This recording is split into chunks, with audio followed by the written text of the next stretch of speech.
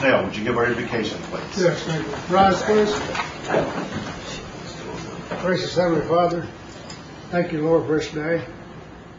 Lord, just be with us as we go through the procedures today. Bless all the visitors who are here. Take us all home safely. Lord, help us to make wise decisions for our people today. Just be with us and thank you, Lord. Amen. Amen. Roll call, please. Jack Baker. Here. Carrie Callan Watts. Bill Anglin. Here. Bill John Baker. Here. Harley Buzzard. Here. Julia Coates. Bradley Cobb.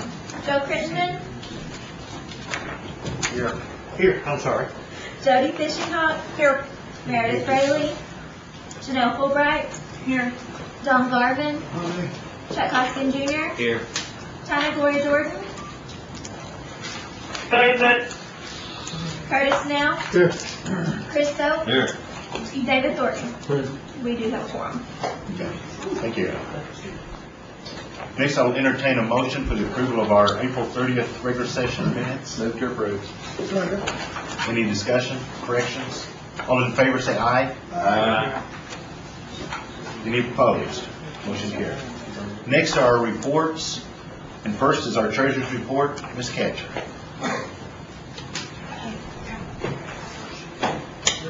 Good afternoon, Council. You have our written report. If anyone has questions on it, I'll try to answer them. Are there any questions? Yes. I've got a question, Kelly. It's about the observation on the landfill. Can you explain that a little bit just from the accounting part of it? Sure. What line that money might have been assigned to and so forth? Okay. All right, you're referring to the budget mod that's in this stuff. That is the cumulative fund deficit in that in the landfill after everything was cleared out. The biggest contributor to that deficit was the site development costs that had not been completely written off when it ceased operation. And those go back to 2007. I didn't previously request any appropriation to cover the deficit fund balance because we were still going through the transition of moving the landfill to C&B. And now that that has all been completed, that's why I'm requesting to close out that fund, and we're done with it. And then when you say close out the fund, what line is that? Has that been assigned to? Or In the I'm just curious. okay, if you look at the 2007 Comprehensive Annual Financial Report, under the enterprise funds, you see landfill, and there is a fund deficit of 1749, I believe. That's been included. Yeah, and the largest contributor to that deficit, like I said, was writing off the site development cost, which was approximately $4.7 million. And we're just waiting till everything was closed. Yes. Before, thank you. Yes. I didn't want to come to council more than once to finalize this whole transaction. So once we had finalized the agreement with C&B and all of the operations moved over, that's when I came forward with this. Thank you. Sure. Thank you. Are there any questions for Ms. Catcher? Thank you very much. Thank you. Next is Cherokee Nation Enterprises. Sean Slayton for Mr. Stewart. Good afternoon, Council. Thanks. I'll report both on C&E and C&B. At C&E for the month of April, our net income was $7.5 million. We had budgeted at 11.8. We were higher we experienced an increase from 08, but we were below where we had budgeted. And mainly what we're seeing is the continued economic downturn just in general. But we're holding our own compared and actually increasing over where we were this time last year. So we're happy about that. And April is normally one of our lowest producing months. March is normally our highest, and that trend continued this year. Total revenue was $37.8 million. It was down 10.6 or 10% over the prior month, which is to be expected if you watch the seasonality trend. And then our market value of the Columbia Fund is holding steady, and it's actually increasing, so we're happy about that. Operating highlights at Catoosa, the expansions. In April, we opened the Convention Center. The first event was held the 25th. Really has turned out nice, and invite everyone to stop by and look at that. We also, right after that, opened floors I think 4 through 10 in the hotel. And those are ready for occupancy. We're still working out a few bugs. We're mainly using the old tower, but this month we should begin utilizing the new tower as well. At West Siloam, the expansion continues on phase 2, which is the back of house, the warehouse space, and a new poker room and new cage. That should finish around June 15th, and we're happy about that. Once we finish that, then we'll move into an area that we had for a food court that we have rethought that process and are turning that into meeting room space that'll seat 400 to 500 people. And we feel like we'll get a lot more use out of that than what we would have with a food court. The competition opened their facility late March, the 1st of April. There was very little, if any, impact to Catoosa. We did experience some impact the weekend that they had their grand opening. We were down about 10%. The next weekend we bounced right back, so we feel like that has had minimal impact to date, but we're trying to make sure that we continue to answer that challenge. We have 59% Cherokee employment. In HR, we've noticed a noticeable turnover reduction since the minimum wage, the increase in that occurred, and we're just rolled out the first part of a new operating retail system out at the smoke shops and travel class in our stores. Some of our future plans, we have one property left for Slaughter County. Yes, Ms. Watts. Thank you, Mr. Chair. I'm curious, have we done an impact study on the savings from the lack of turnover? No. Is that something that's in the plans, or? I don't know that we quantified it in terms of dollars, but we can certainly I'd be curious if we could pass that estimate on the to, savings. I'll pass that on to Brent, have him report out next time on that. Thank you. Thank you, Mr. Chair. The expansion projects at Catoosa, we're working on floors 17 through 19. Those are, and the Hard Rock thing has been rescheduled for August the 1st. We're trying to get all the memorabilia and make sure that those top 3 floors are ready to go before we roll that out. And we're working to stay efficient in terms of our operating expenses. So all in all, with what's going on in the economy around the United States and worldwide, I think our people, our employees have done a great job with what's happened this year. And that kind of concludes what I've got for C&E. Good, Mr. Buzzard. Sean, what's the projected date to go ahead and start the scene of the hotel there, that's all? Okay, thank you for asking. At our board meeting last Tuesday, our board did authorize us to proceed with the hotel there at West Siloam. We hard bid that project. Originally, it was estimated at 25.9.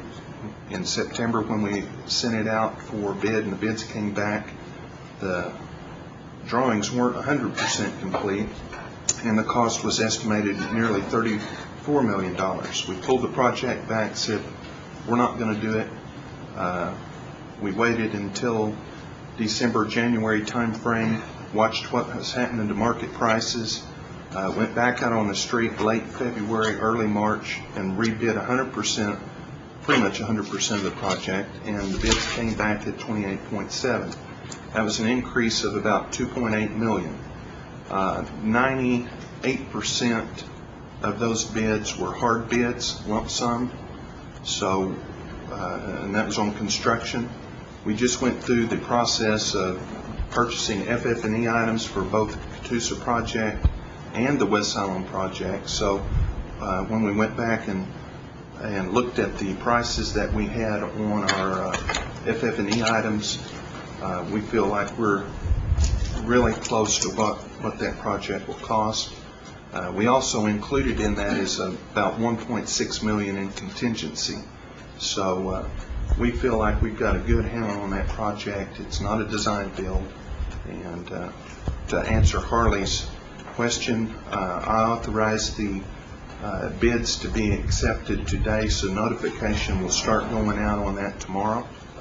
And we had until the 31st before those bids, the lock-in price expired. So we went through the process, punched it up to CNB, and we're ready to go forward with that at this time. So Harley, I think probably within 30 to 60 days, you'll see that. Both steel companies that have been on that feel like if they get turned loose on Monday, that steel will be on site mid to late August.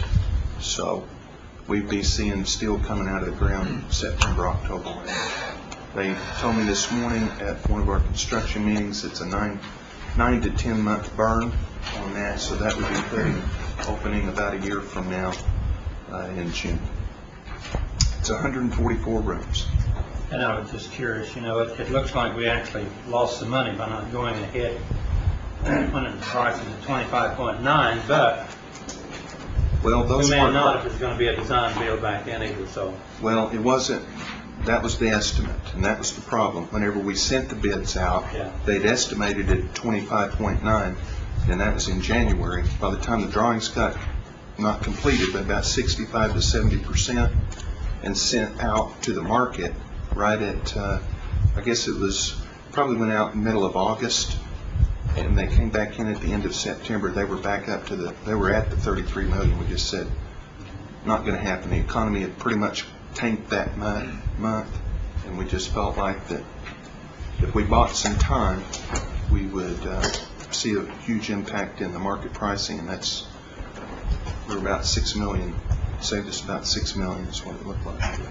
One more question. On the ambulance service there for West Siloam Springs, Sean? Yes, sir. I know we entered into a contract for 1 year. 1 year. And is there any update on what we're doing over there? Are they going to pass a bond issue or a tax increase? Yes, sir. I believe in February or March, Delaware County passed, it was either West Siloam or Delaware County, I'm not sure.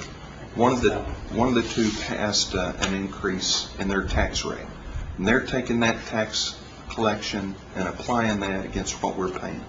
So if they, I think the bill is $200,000 for the ambulance to run out to the Mexican restaurant. So if they collect $20,000 this year, then we would owe $180,000. And my understanding is they're trying to do something for Adair County and also Delaware County. At the same time, the mayor, Atlanta Carr, has been working with some of our state representatives to try to get some money from the state legislature, and that just ended, and I don't know what the status of that was. Well, that was my concern. We're covering the town of West Siloam Springs for $200,000, and we're leaving small towns like Colcord, Mosley, Kansas, and those areas out, and that was my concern. If we're pumping in $200,000, would have liked to have seen that covered more in the area. Absolutely. It's done, so. Well, that we did not have any opposition to covering those cities, but Siloam said the only place that they would go to would be the Mexican restaurant. And I realize that they're in the driver's seat at that time. Yes, sir. Thank you, Jeff. Yeah, sure. Any other questions for Sean on C&E? Yes, Mr. Garvin. Sean, Friday we attended an intertribal meeting with the 5 tribes, and we talked about quite a few things, but something came up was a racetrack there in Oklahoma City, and the Chickasaw said they're going to try real hard to buy it. Did we have any interest in that truck? No, sir, we had talked about that. It was so far out of our market, plus the price tag is going to be tremendous on that. There was an article in yesterday's Tulsa World, I don't know if any of you read that, and it was talking about the chicks bit. And part of the way that I feel like, this is my own opinion, that they're going to be able to justify doing what they're going to do if they are the successful bidder is that they're trying to protect that Norman river wind or whatever it's called market. They make a ton of money down there, and if another operator came into Remington Park and really turned that on its head, that would have a lot of impact down in Norman. That would stop the traffic from Edmond that goes down there. So I think, number one, it's a nice facility. Number two, I know they don't want to be in horse racing business. Nobody does. But number three is they're trying to protect that market and make it something nice. Yes. The Hard Rock is going to come out to August 1st, is that what I understood? First part of August. We think August 1st. Yes. I think you mentioned maybe June last month. We were trying to do June 1st, and the memorabilia, the person that was doing that, is still trying to procure some of the memorabilia. We didn't want to open that facility without it being where we wanted it to be in terms of that. One other question, on the former truck stop just west of the casino. Yes, sir. I understand it's now in trust. I guess you're making plans for that. Well, that property is the nation's. It's not CNN's. And from time to time, we've looked at it and trying to figure out what we could put on that would be good, and maybe come to the nation and ask for permission to do that. And we haven't made a decision on that yet. It is not in trust for gaming, and so we can't do anything with it that way. Thank you, Mr. Chairman. Mr. Snell. Sean, at West Silent Springs, we get reports of a lot of leakage. How's the leaking problem? Is it fixed? Roof leaks. Well, Is that the where you're roof going? leaks seem to be fixed. The basement leaks. I'm unaware of that. The only basement that we have would be the area where some of the mechanical is, and that's pretty open now. It'll be covered once we build the hotel, so that'll address some of that. I'll look into that. Nobody's mentioned that to me. Well, the guy was mentioning me about, I guess, with the storage of liquor and so forth. Okay, He just said they had a lot of water, like a foot of water. Yeah, it's a lot. that's a lot. And a lot of the islands up there is not completed. Out in Yeah. the landscaping. I'll check into the landscaping. I thought we had completed that. Saunders Nursery had the landscaping bid on that. You might check into that. We didn't put a lot into it. I know that.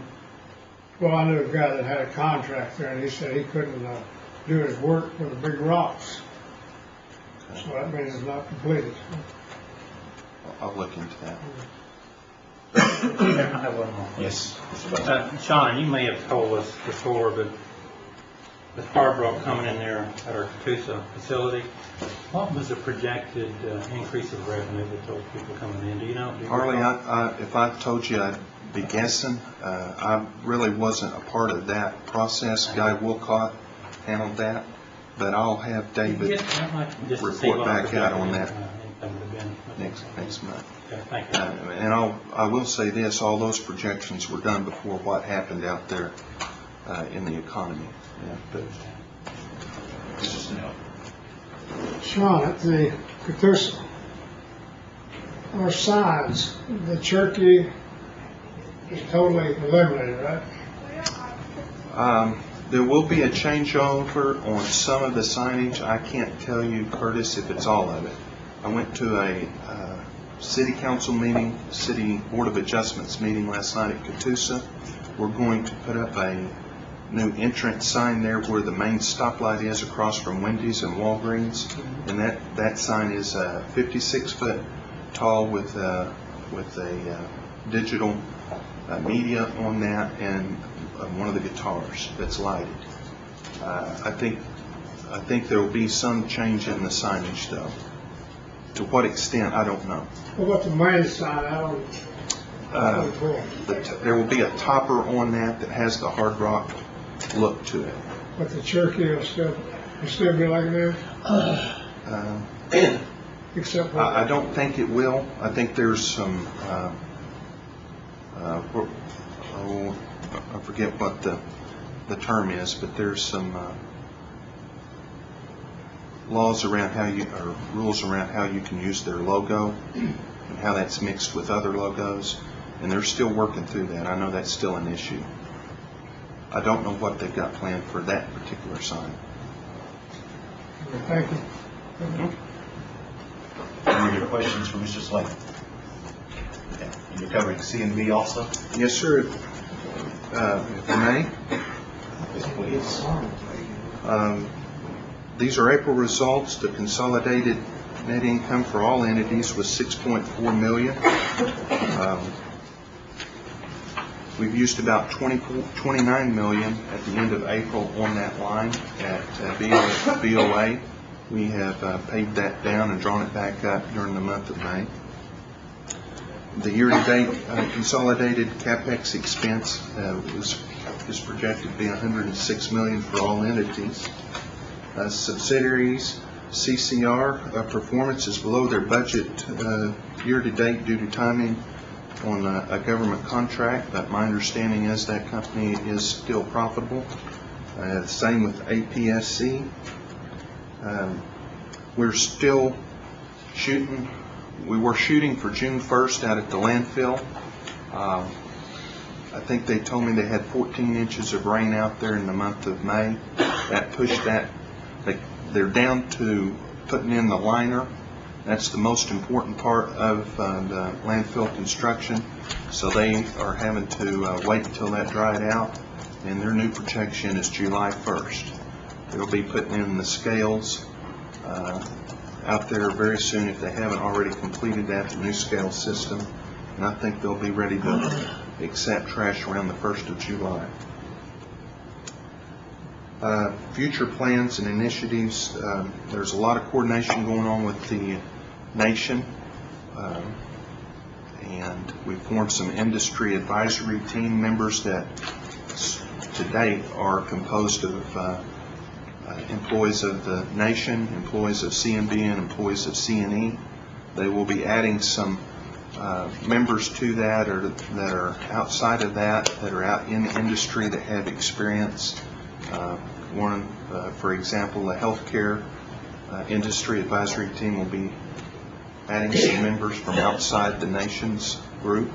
The construction, which I'm overseeing, will be doing the same to try to get some different ideas and advice on different things that are happening or proposed to happen within the nation. And they're providing some good information back to us. Working with Chief Smith to ensure that his mandates are in place. There's a lot of governance issues going on that we're trying to resolve and develop a common governance plan for all of the CNB entities. So with that, I'll close and answer any questions I can on CNB.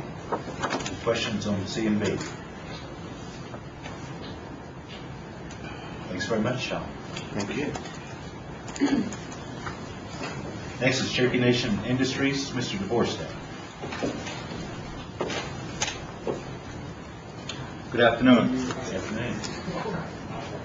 C&I's revenue for the month of April totaled $7.4 million. Our pre-tax loss for the month was $330,000. Both the revenues and the loss were very close to forecast. I believe you have our written report, and I'll try to answer any questions you may have. Are there any questions, Mr. DeVorstead? Or any comments to add? Brian? Yeah, I'd like to add just a couple comments. Okay. Just to, as I've mentioned to the board, some of the areas of our revenue shortfalls have been in construction and telecommunications. We have some good news. AT&T has awarded us what they call their Legacy T business. Basically, ADC is the products that AT&T buys from ADC.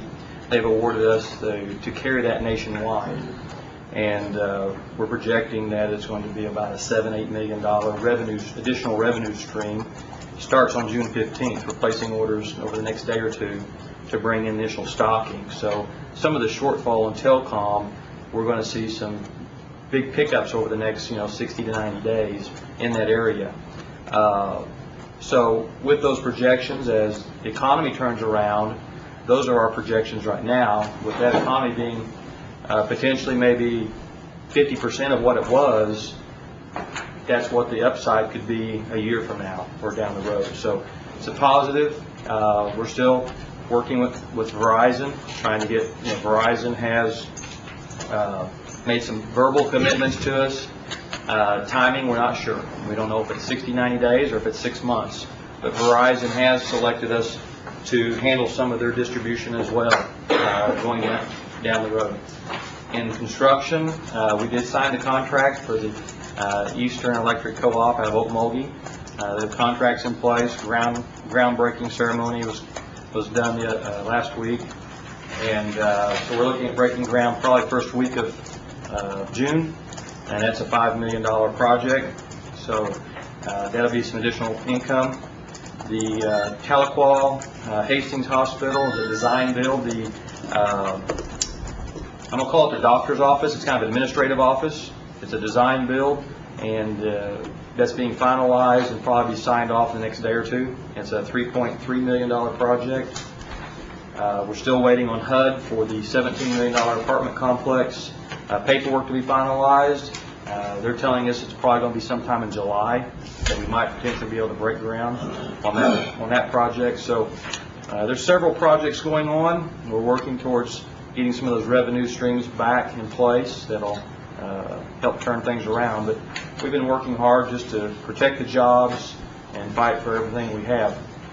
In the aerospace side, with the addition with Red Wing, basically it opened up new opportunities and capabilities. And we have right now almost $300 million worth of quotes that's gone out over the last couple of months on new programs, projects, and with our existing customer base opening up the opportunity as for the quote on that business. So I'm not saying it's a high probability to capture that type of business or that much business, but that's the magnitude that's gone out that we have anticipation of catching some of that. So it has opened up a new line or new stream of quotes that we haven't quoted in the past. So. Mr. Baker. Yeah, the Bigsby ball fields, are you on time and on budget? We will be on time and on budget.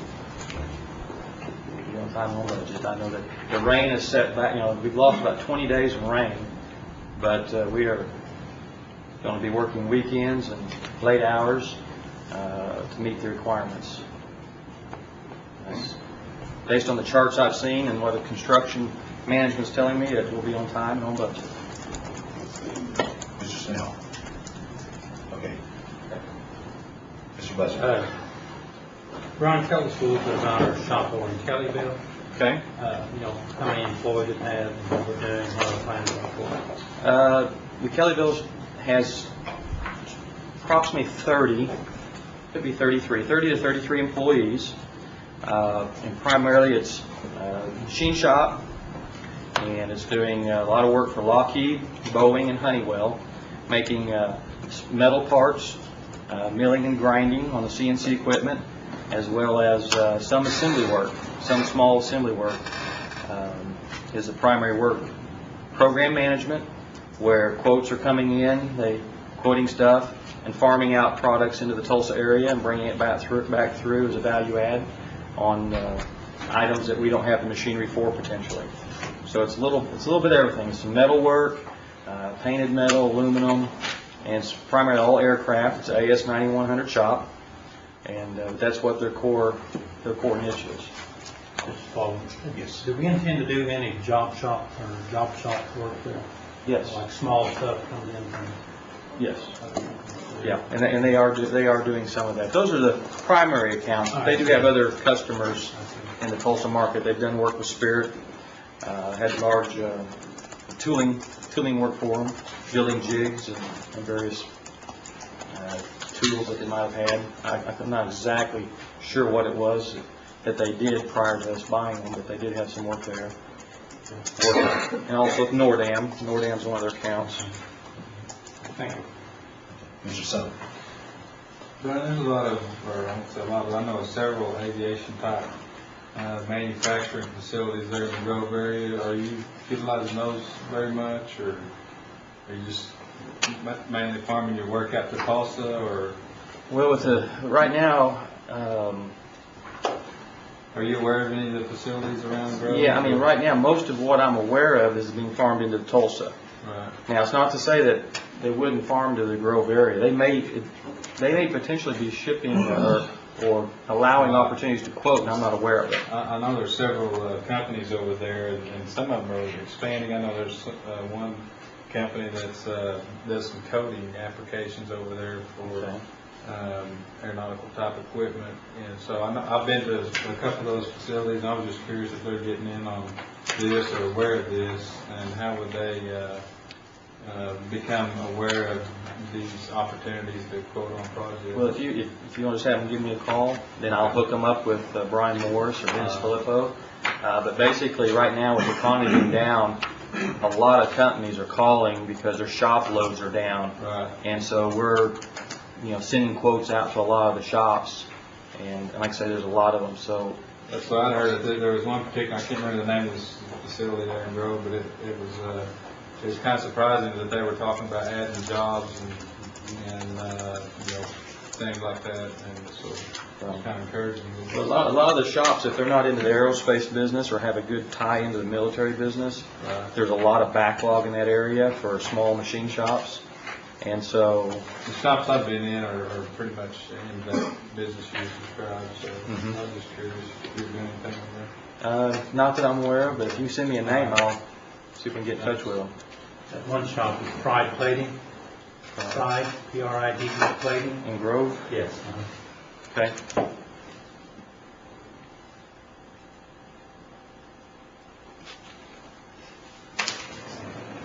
Okay.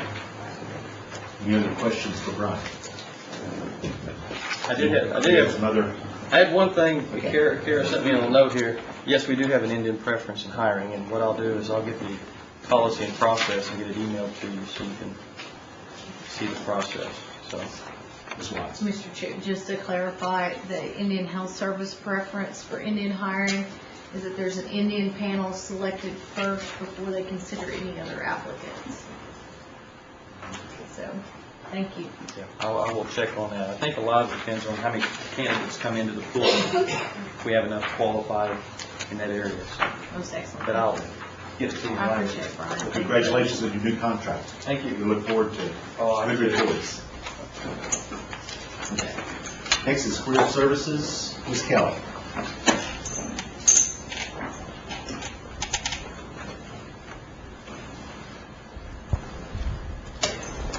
Thank you, Mr. Chair.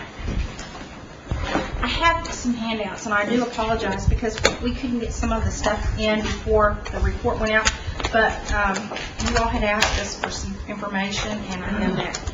And I'm really proud of this one because I just wanted to share this with you. I know that you all are aware that we had one of our tarot vendors that appealed our decision, and it went before the Administrative Appeals Board. And this is the handout that shows you that our certification committee does know what they're doing. And this is the court report. And they upheld the certification process, which was denied, and they basically supported that. So this is to give you an example of what one of the administrative law judge requests look like, appeals. So just want to share that with you. And we will give copies to our businesses so that they will know as well. Yes, I've seen a copy of that, and they did do a good job. Yes, I thought so. The next handout is a handout that has to do with the website. This is a current procurement. This is our Cherokee Nation procurement website. And if you'll notice down at the bottom, it says Small Business Assistance Center, Travel and Employment Rights Office, Tarot. So if you want further information, you can go there. And this is an example of what has gone out through Callie's shop, so Rebecca Mitchell, and so that way you'll know that that is out there. Because I know that some of you all are techies and you want to see stuff like that going out. I know Kara does. And the next handout is one of our tarot vendors has gone and developed a website, and they have met with us to share this information. They're going to be able to put all of this, our tarot certified companies, on a website for us, and it'll go out, and they're already getting a lot of hits. And they met with John and Anna and I, and we're going to be utilizing this, and we're going to pay them so much to keep this updated for us. So this is going out, and it's been very beneficial too. So I want to share that with you. Then last but not least, we told you that we were going to do a combined report for the executive finance. Career Services will continue to turn in a report on what we're doing in our shop. Anna will turn one in for Commerce, but we have taken the report and are doing a combined report on the certified Indian-owned businesses. This is the combined report. Whereas you were getting a piece of it in Commerce, you were getting a piece of it within Career Services. Well, this is what the combined report's going to look like. This is a draft, and this will come out monthly as part of your report, and this will just be on the certified Indian-owned businesses tarot.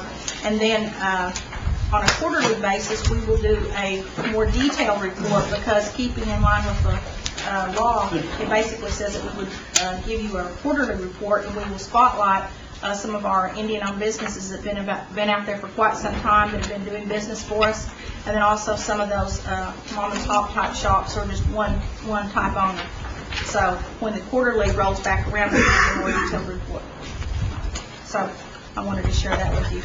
And if you'll notice in this report, it gives you information about notable accomplishments, and then on the third page, it lists the business and entrepreneur workshops. Those are workshops that are being set up through the Commerce office, and then John will have his on there that they're working on next month. And this just kind of gives you a thumbnail sketch of what we're doing.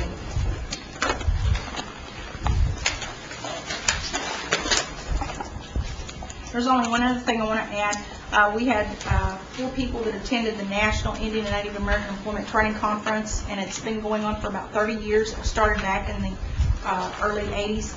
And one of our classroom training participants from Delaware County, Councilman Buzzard and us now, Vicki Jackson, was the counselor. She nominated this young lady. She's in the health profession, and I don't really remember the young lady's name. I got it this morning, and I forgot to bring it with me.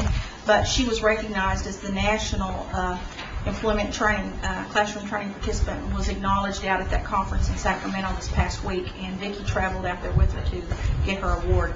And in some years past, they have given scholarships. So I just wanted to mention that. Would you email her name? Yes, I will. Be glad to. Are there any questions from our report? Yes, ma'am. Ms. Fishing. I want to talk to you about the cars and water that we were talking about on the Okay. on the water. I still don't understand it. It don't make no sense. Try to make it make sense to me why we wouldn't break down the bid, or why we wouldn't go the extra step and buy a machine that does this, considering I've researched the machine and I can tell Anna how much they cost if she needs somebody to tell her.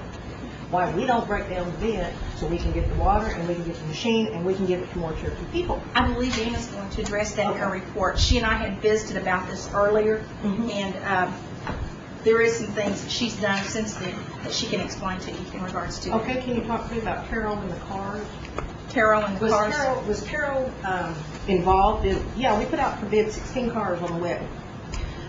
5 of them went to our Terrell certified company in Stillwell, Star Motor. The other 11 went to Shawnee Mission, which is what, 5 miles outside of Kansas City, got the other 11 cars. There was a difference in the bids. I got some information from them. Why did they not go back and ask Star to please reconsider, or maybe they can lower their bid to try to help out? Star employed 23 Cherokees at one time before the economy was bad. Every one of their employees were Cherokee. They're now down to 10. They've laid off 13 Cherokees. And somebody said, well, that's 13 Cherokees. No, it's 13 Cherokees families. It's mom and dad are now worrying about feeding their kids. people forget in America how many families get fed out of small businesses, is my problem that I have with it. But we turn around and we give them to Kansas City. And I would like to know if Carol was involved in opening the bids, was there, if they have any input, why we couldn't turn around and call Star back, why are we not going that extra yard, and you know, how many Indians does Shawnee Ford, how many do they employ? Do they trade locally? They were cattle and that. I think she responded to that. Ms. Ketcher. Morning, Diane, I'm limping today. I did give a lot of information to Councilor Fishing Hawk on this, and I mean, where we are on this is that whole bid process was done the way we do requests for bids. That may be something we want to look at for future enhancements to our TARO process, going back to TARO vendors. But the way we currently do bids is we request your best price when you submit your bid. It's not a process where we open up all the bids. The only time we would contact those vendors is if there was a really wide price difference, and the purpose of that contact would be to say, did you follow the specifications that were listed on the request for bids? And if they acknowledge that they did, then it's not a matter of going back to a vendor and saying, hey, can you give us a better price? We can look at those types of enhancements in the future, but right now our process is, once we place the bid out there, the best vendor, or the low price normally gets it, unless there's other circumstances that come up during the evaluation process. And also, the program that places the requisition normally has a small committee that evaluates all these bids when they come in. Procurement is an administrative function. They make sure that the rules are followed, and that in this particular instance, everything was followed properly. TARO vendor did get 5 of the cars, and the other 11, the price was much better at the other vendor. Okay. You said we may want to revisit this. Why would we not? There's been a lot of discussions going on between procurement and TARO and the Small Business Assistance Center. I'm not going to stand here and tell you that we're going to change this, because we haven't gotten to that point in the discussions to say how are we going to implement this. Number one, we don't have the staff in procurement to do that on every bid, to pick up the phone and go back and say, okay, you're a little bit off on the price, can you lower it? Number two, we need to check the regulations on that to see, is there any problem with doing that as in terms of fulfilling a sealed bid process. Okay, what's your percentage? You're talking about a wide swing in price. You said you might go back on them. I'm curious, what do you all call a wide swing in price of variation? I would say if they were off more than 15% between the two. They were. Yeah. Several of them. Right, and that's what I'm saying. But you don't go back. You don't go back to the vendor or the bidder and say, "Hey, you're a little bit off on your price." You go back and say, "Please confirm that your bid is based on specifications listed in the bid document." Okay. Is there anything in our law that says we can't go that extra mile for our people? Maybe we can take that out. Not that I'm aware of, but okay. I'm not an expert on the federal procurement laws, so that's why I'm saying I'm not going to stand here and tell you that we are definitely going to do that. What I'm going to tell you is that Career Services, Commerce, and Procurement are all working together on this project to make sure that we give the best opportunities that we can to all the TARO vendors within the confines of federal regulations and any other requirements we're required to follow. Here's the problem I have with it, Diane. When people tell me we don't have the staff to do this, some people look at it as, maybe we need to up their budget so they can have the staff. I look at it two different ways. I look at it that way, and then I also look at it, maybe we need to lower their budget because they're not doing their job. I'm finished. Okay. Ms. Watts. Thank you, Mr. Chair. I I think that there's a mix of stuff, because they do have to comply if there's federal dollars being used with those federal procurement policies. I don't know that there's anything in the Tarot Act that precludes or forces folks to divvy it up. But I thought that there was a commitment from Chief Smith that that was being worked now, not just at Cherokee Nation. He normally does a very good job of procurement, and it's our businesses that we're normally talking to about breaking up these things. But I think it's the Chief Smith's accountability and asking him that it should be broke up, because I would think it would be a policy issue for the administration to address. If I could, Jody, Councilman Fisher-Hahn, what's happened is on the federal side of the government, we've got all these different programs, which is the HAWS, the Department of Labor, Department of Ed, and some of those federal programs have specific rules that we have to follow. I can talk about Job Corps specifically. One of the things that Job Corps requires is that Becky's shop over there has to do a report for us, the Department of Labor, that shows that we are giving so much business to minority-owned businesses, women-owned businesses, and small businesses, veterans. There's like 5 or 6 different categories, and on an annual basis, they're asking how much of the procurement that you're sending out for Job Corps is going to these different categories. So that's a mandate from the Department of Labor. Now, HOSDA has specific guidelines, Department of Ed, Indian Health Service, all these different funding agencies, and that's on the government side that the purchasing and procurement has to look at. If there is a bid that's coming in, and it's coming in while we're working on this, and I can assure you that Callie's shop, Anna's shop, my shop, which is Tarot, we were in meetings over in Callie's shop about a month ago, and we are trying to work with this economic stimulus and all of the requirements that are coming down the pipe for the bid process. So we've had to put some things in place over there with finance, and then it's causing us to have to do some things over here on this side. That's with the stimulus monies. In addition to that, you've got programs that are sitting over there. Some of their deadlines are hitting July 1. Their fiscal years run from July 1 to June 30th. So if they've got money sitting there for specific things, they've had to put their bids out. So those bids probably have hit during the time we're working on trying to get all of this streamlined and identify how we can put all of this federal stuff together where we can be pretty consistent.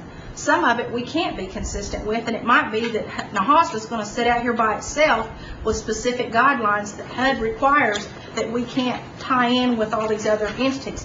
But we're working on that, and it has taken us a little time. We told you 2 months ago that we were going to start working on this, and we have.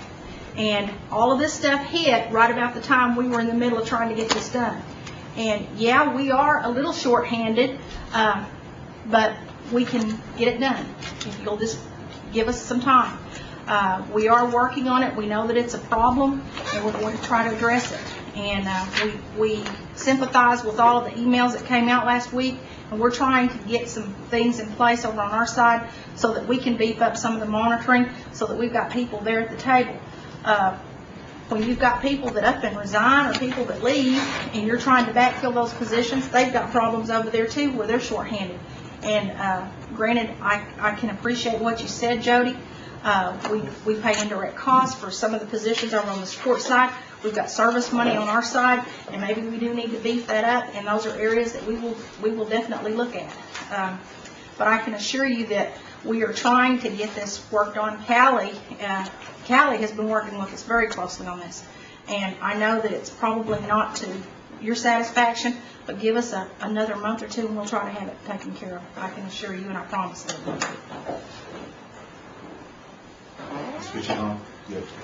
You know, Diane, I just don't candy coat things. You know, I call them like I see them. I understand. You know, and it is ridiculous. You know, trying to sit here and talk about this stuff. I don't understand y'all's mindset, I guess is what I'm saying. You know, I'm willing to go the extra mile for my people. You all, I've got questions about.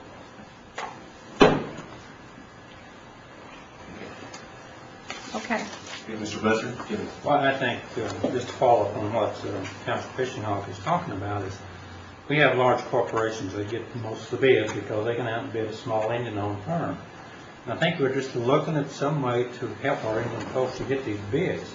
They can't bid against the Flint Codes, the Manhattan Constructions, the Shawnee Fords, and the Shawnee Mission Kansas. There's got to be some mechanism where we can help our Indian folks more. I realize county's trying, you're trying, we're all trying to do the same thing, but then we have these situations come up, and so I just think as councilmen, we need to keep that in mind. We're here to help our Indian folks, and I think the administration feels the same way, although I've been in the program before and I realize there's certain federal regulations we have to follow, so I think we need to, maybe Jody, give them a little more time to check the regulations to see if we can't change that. I think they've heard enough directions from the council that that's what we want done, and that's what, I'd like to see us check into it more to see if we can do it. I think the main focus here is helping our Indian folks to get some of those bids, because they can't compete against these $50, $100, $200 million contract or corporations. So anything we can do to help our Indian contractors, we're all for that. So Diane, thank you, and I think you're trying to do a good job. Like I said, I apologize if we fell short on our end.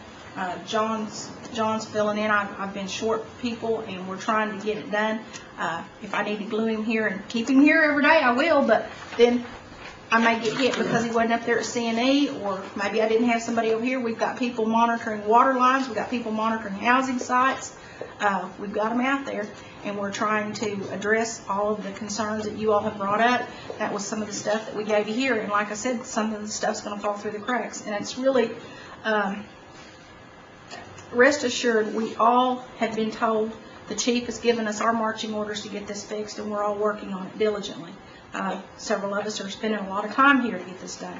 And rest assured, when you guys have called for these Terrell subcommittee meetings, I have opted not to go to meetings. I've sent other people, and I've made sure that I was here so that I didn't miss what you all wanted done.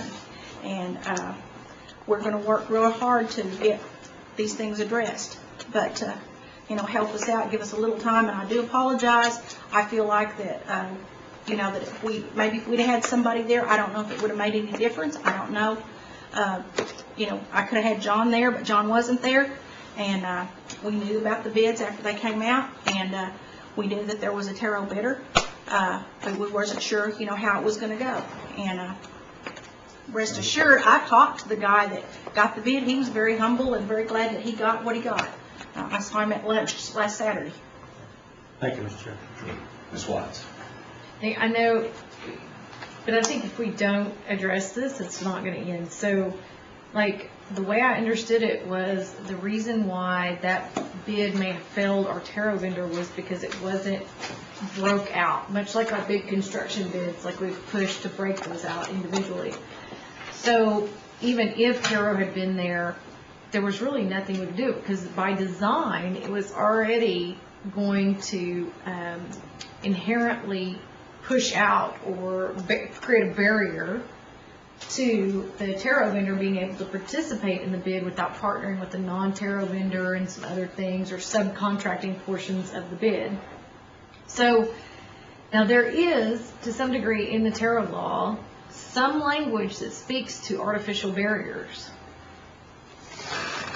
So, but it's primarily focused on artificial barriers for employment and not necessarily for bidding. So I guess if it comes back, depending on the administration's findings, and I guess assume a memo to Councilor Fishing Hawk and the rest of the council, that the tarot law is not adequate enough to prevent artificial barriers in the way bids are packaged, then I guess we would need to go address that in a similar fashion to the artificial barrier language for employment. Thank you. Thank you very much, Ms. Kelly. Anything We else? appreciate all your hard work. Oh, excuse me, Mr. Sutton. Yeah, I've got a question. Dan, what would you recommend to someone that's experienced this? What would the recourse be for a supplier that's bid, and then they don't have a positive outcome, or they don't have an outcome that they think they should have? What steps do they need to take in order to get their side of the story documented, and the relationship developed between your office or procurement? What are the recommended steps there? I think that what we've got to do is we're going to have to do a better job of having Well, what does Star Motors, since the name's been thrown out there, what does Star Motors need to do in this process to, or what can they do to voice their opinion, I guess their disappointment that they didn't get selected or get the opportunity to rebid? I don't know that it's provided for in the Taro statutes right now, but I believe if a vendor has bid on a project and they are not awarded the bid, that they should contact the Taro office or contact procurement, and their question or concern would be addressed. We do get lots of calls from vendors, and a lot of times we find out after you get to the bottom of it that they thought it was almost automatic that they were going to get the bid. So it's an education process, it's a feedback process, and these are some of the things that we're working on between the three groups to educate our Taro vendors to make sure that they have the tools to do these bids and to provide the training if it's a matter of not knowing how to fill out bid specs. So has either of these entities been contacted by this particular vehicle supplier, to your knowledge? I got in on it whenever I started getting the emails from Right. Councilman Has this Fisher. particular entity contacted? But I haven't been contacted by law. The only contact I had from the regarding the car bids was through Councilor Fitchenhawk. The vendor never contacted our office directly. As far as the water, that I think Anna was going to address, but that is a situation where it's a large company that provides a lot of things to the nation, which saves us money. And one of the things that Anna has proposed is that the Taro vendor partner with the larger company next time. But the other issue, or the other opportunity for the water vendor, is these bottles sitting out in our offices. And we are gathering the information right now, and it's taking longer than I expected it would because we've got so many of these sitting around the Cherokee Nation, to get the specifications on how many machines we have, how many dispensers, and how many gallons of water we use to be able to put something out there to allow the Taro vendor to bid on that business. Prior to this Taro vendor, who was certified last July, I believe, we only had one water supplier in this area. That you were aware of and that we were aware of. utilizing that. Yeah, and there is only one Taro certified water supplier now. Is there another one? Okay. Ms. Fishkill, we're going to have to cut this off. I know we talked about in Taro whether Taro applied to the government or not. And I know we held up the Taro committee waiting to see what everybody does for 6 months. Did we get that straight, that Taro, are we going to put that in legislation? Are we going to wait for 6 months to decide to put it in there whether Taro applies to the government or not? Whatever the pleasure is of the committee, but that's one thing I wanted to point out is, what avenues people have, the advocacies of Taro law, etc. We all have to remember that the Cherokee Nation government is not applicable to Taro. Could you draft something up and I'll present it to committee next month? Mr. Chair, I just wanted to point out in this report on this, I think it's on the third page, it shows the listing of some of the workshops. We can add some workshops on here in the different locations about doing business with Cherokee Nation. And one of the reasons that we were kind of putting off doing that was because we were waiting for some of those procedures to change. And we got the economic stimulus and we started dealing with that. So we'll make sure that we get some workshops out there. And we will notify you all if it's in your specific area so you can tell some of your vendors to attend those meetings so that we can explain how it works. Thank you. Thanks, Dan. Next is Commerce, Ms. Knight.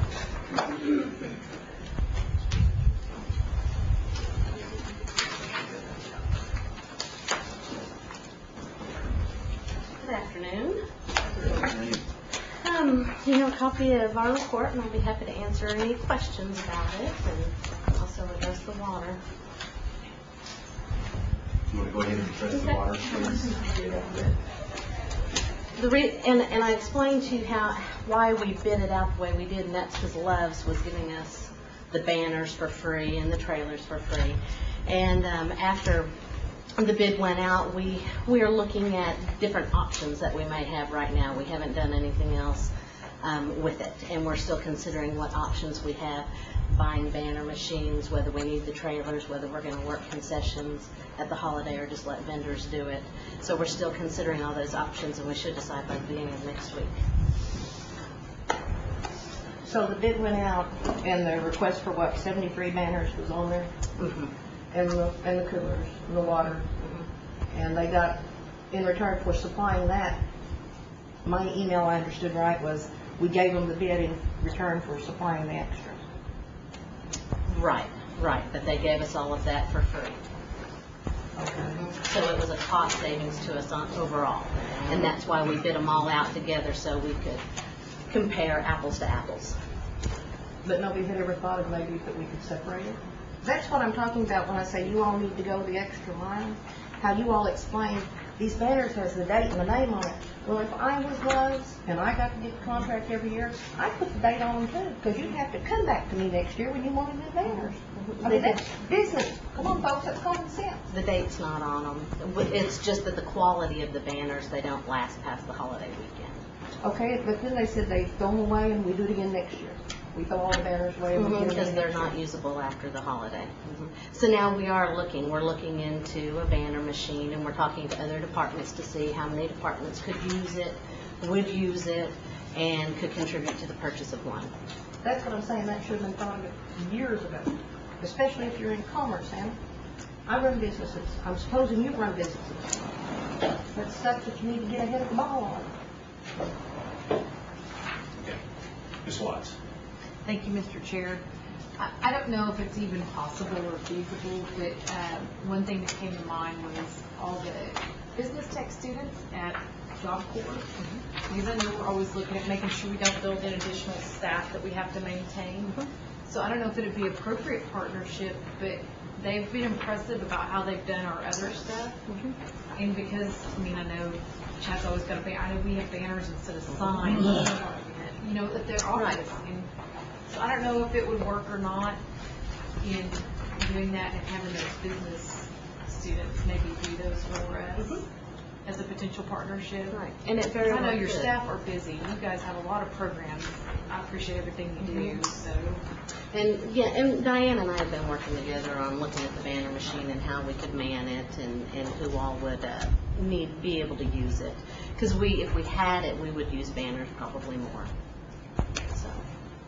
And I know Lou's a one-person show, so I appreciate all his work. Mr. Chad. Mr. Buzzer. And on your initiative, you got list procurement bid awards on Cherokee.org website, naming the winning contractor and the winning bid of proposal. Is this going to include the CNE, CNI stuff? We're meeting with the procurement departments next week, so we're trying to work that out. So it would include all of our ones. The site is set up now that they can attach the winning bids to the bid announcements that's online. And when do you think this will happen? We're meeting with the procurement departments later next week. Diane and I both are, and that's when we'll visit with them about it and see how we can implement that. Great, thanks. Are there any questions? I don't have a question, but I do want to clear something up. Diane, I promise you I wasn't aggravated at you, but you're still in here. Okay. She's really been great about stuff. Okay. Okay, thank you. Thank you, Ms. Stein. Yes. Mr. Chairman, just quickly, Diane mentioned this to me on her way out, she intended to say that if a tarot vendor does have a complaint after a bid is awarded, they have 10 days following the award to make the complaint to tarot and a copy to purchasing. So that's still available. Mr. Thorne, you had a I question just for got a Hannah? question about the bid for the water. Hannah?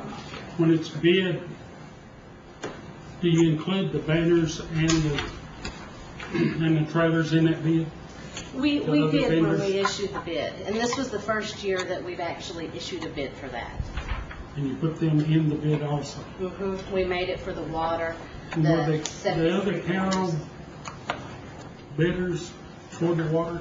Excuse me? Were they tarot bidders for the water? Were there, we do have one tarot vendor. And he received a bid to have banners and trailers on that bid, including the water. That's how we asked them to bid it. The water and the banners and the trailer. Thank you. Okay. I got a question for Todd. Yes. Todd? I got a question because I went back over our court cases and I read the Sanders that was in front of, I guess, at the JAD at the time. Yeah. Where it was a tarot case and what the court said, we'd love to help you, we are really for tarot, but we can't sign for you in a dispute because it doesn't apply to Cherokee Nation. Is that what you got out of that? Well, it's been a long time since I've read that, but that is the law. I mean, it's. So if our tarot vendors do lodge a complaint, basically, we can always fall back on, don't apply to us. Well, I mean, we all know that the statute does not, the Cherokee Nation, government, Norse enterprises have to apply by tarot. And that's, they're not employers as defined under that act. It's specifically called out. Sanders, does, follow what the law is. Okay. So tarot's smoke and mirrors until we put some teeth in. We've spent months, discussing that issue. Please, Todd. Next are consent items. First is our tarot certifications, which are on page 55 of your booklet. Would entertain a motion for their approval. Move for the approval. Do I hear a second? Second. Any discussion? All those in favor say aye. Aye. Any opposed? They're passed. Next are the cemetery restoration assistance applications. Those are on page 79. Mr. Chairman, in addition to the ones that are in the book, I have 7 or 8 additional cemeteries for consideration. Okay, you want to hold your motion until he gets those? Yeah. Okay. District 1, Price Cemetery. District 8, Charlie Cemetery. District 1, Hicks Cemetery. District 4, Phillips Family Cemetery. District 3, Benj Family Plot and Roasting Year Cemetery. And District 5, Jumper Cemetery. Second. Any discussion? All those in favor say aye. Aye. Any opposed? Mr. Chairman, just a follow-up from last month. Are you guys getting a notification of the cemeteries timely before they're processed by the staff? You should be getting either an email or a fax of the front page of the cemetery application.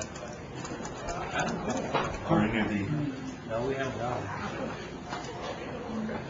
those evidently are not being sent. Did you get one? Okay. Okay. Let me look into it. Okay. Mr. Sutton. Just so I'm clear, Doug, these are the ones that were in yellow, right, on the initial report, not the ones that you just added, but those ones that were in yellow should have gotten some type of Yes, sir. front page back. Thank you. And we're not seeing those notifications. What I asked her to do was to fax and then scan that front page and just send the PDF file to your BlackBerry. But that's okay. Let me follow up on that. Okay. Thought that was happening. Next is our law enforcement request on page 78. The law enforcement, in addition to those listed items, 2 additional, Dewey Police Department and Ramona Police Department, which will deplete Mr. Cobb's balance of $10,144 each. Those are the only additions to the report. Ms. Watt. Mr. Chair, I believe I should have 2. Wait, I'm looking at the wrong report. Page 78. No, I thought we looked at law enforcement. Yeah, I think you did in the original report. No?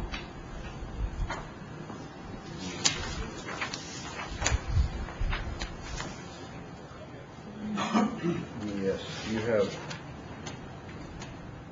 In the report, you should have town of Oologah. I'm set. Okay. Thank you. Okay. Second. Any further discussion? All in favor, say aye. Aye. Any opposed? Okay. Next is community assistance on page 76. Okay.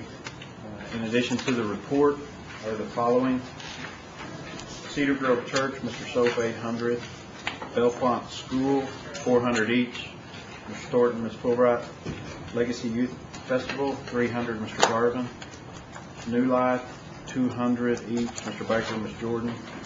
Sperry School, 3,000, Mr. Cobb. Washington County Cherokee Association, 600, Mr. Cobb.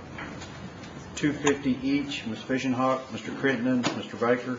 Breezy Community Organization, District 1, Baker.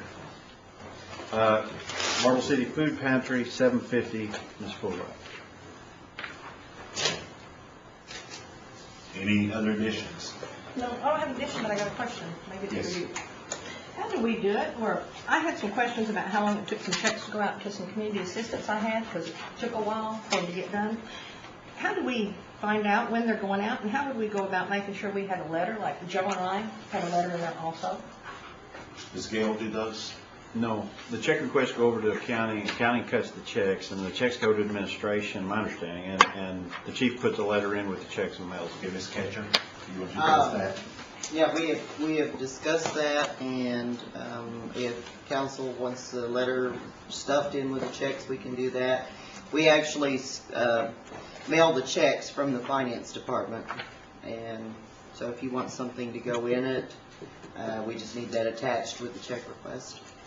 Now, I know a month or so ago, there was some miscommunication, and I think the check requests actually didn't get processed for a couple of weeks, and that was our fault. They were sitting on someone's desk. I don't remember the specifics, but that may be what Councilor Fisher-Knox is referring to. So what do we need to do? So if you want a letter, then contact Callie. Yeah, or just And provide include the it with the copy. check request, and we will automatically put it with the check when we mail it. Doug? Well, I was just going to say, would there be any affirmative or legal reason why the checks couldn't come over here and be mailed out by the legislative branch? There's no legal reason. We just do it as a matter of internal control, that we don't allow anybody to pick up checks unless it's like an expense reimbursement. We mail all checks from finance. That's just part of our internal control policy. Anything? Is there? So we used to do that, didn't we? Ms. Watts? Thank you, Mr. Chair. Treasurer Ketcher, my concern is that I thought the original agreement with the administration was that they were to notify us at the same time the checks were going out, and that suddenly stopped. Okay. I think that's to the point of Councilor Fishing Hawks. Okay. And And so maybe that that practice is worked for me, and I would like to go Okay. back to it and return to the agreement we had with Chief Smith. okay.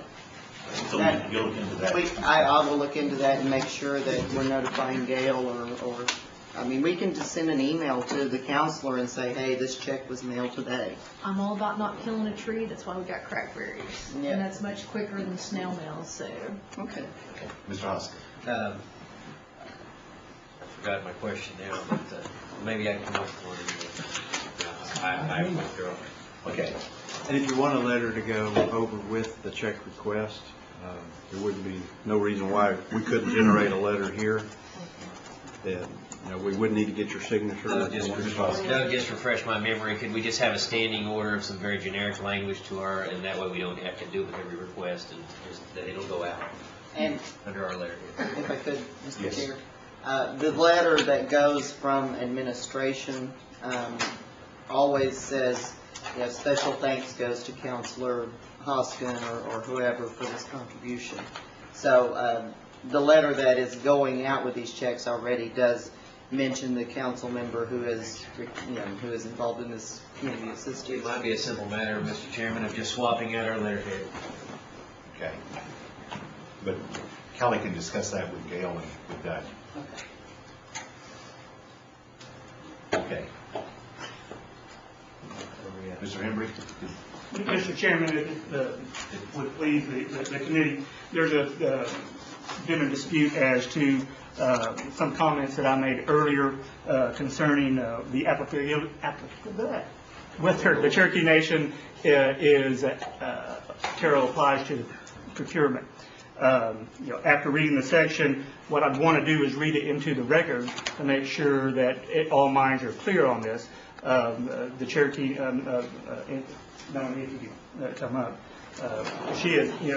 Secretary of State Knight has stated that, that procurement is solidly with the Cherokee Nation, applicable to the Cherokee Nation. What I want to do to clear any confusion, and by no means does anyone want to misrepresent to the committee, I want to read to the committee the actual act, or I can provide it to you afterwards, whatever the pleasure is.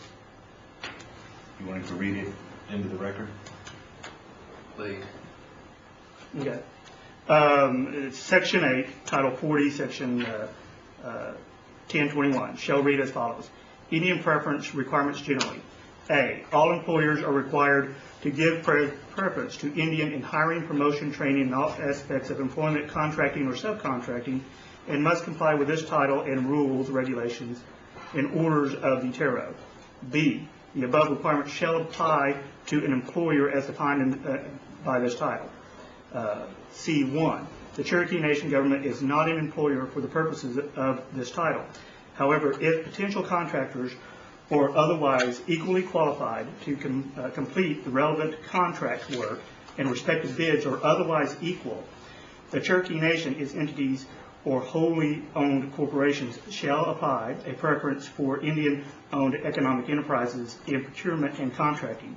Exceptions to this requirement shall be permitted when no other Indian-owned economic enterprise is readily available, when other government entity contracts, including but not limited to VA or GSA contracts, are available, when more favorable pricing may be obtained, when the order meets the requirements of a sole source request as defined in acquisition policy and procedures, or in an emergency situation as defined by the principal chief. 2, the Cherokee Nation administration may create procurement and contracting policies and procedures for application of said preference. The Cherokee Nation procurement and or contracting offices may maintain a list of entities which have previously provided poor performance or engaged in behavior in noncompliance with contract provision, rules, regulations, or laws. Nothing shall require the Cherokee Nation to require with or hire any Indian-owned economic enterprises which has previously provided poor performance or engaged in behavior in noncompliance with contract provisions, rules, regulations, or laws. Cherokee Nation procurement and or contracting offices may maintain a list of entities which have previously provided poor performance or unsatisfactory work, or which have engaged in behavior in noncompliance with contract provision, rules, regulations, and law. That is the entirety of that section of the Act. Thank you.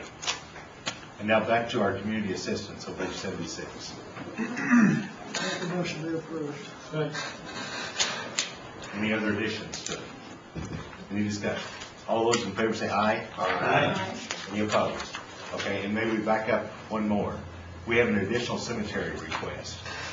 Mr. Chairman, I apologize, I didn't have a senior moment. I had a senior week and a half, I think. I've had this in my truck, and when Doug said we got some additions, I didn't. So this is the Killer Cemetery at Route 5, Box 5330 Stillwell. It looks like it's in order. They're asking for $500. And if there's any way possible, I'd like to get it added to our... Move for its approval. I'd move for its approval, yes. Second. Any discussion? All those in favor say aye. Aye. Okay, any opposed? Okay. Next to our roads, which are on page 65.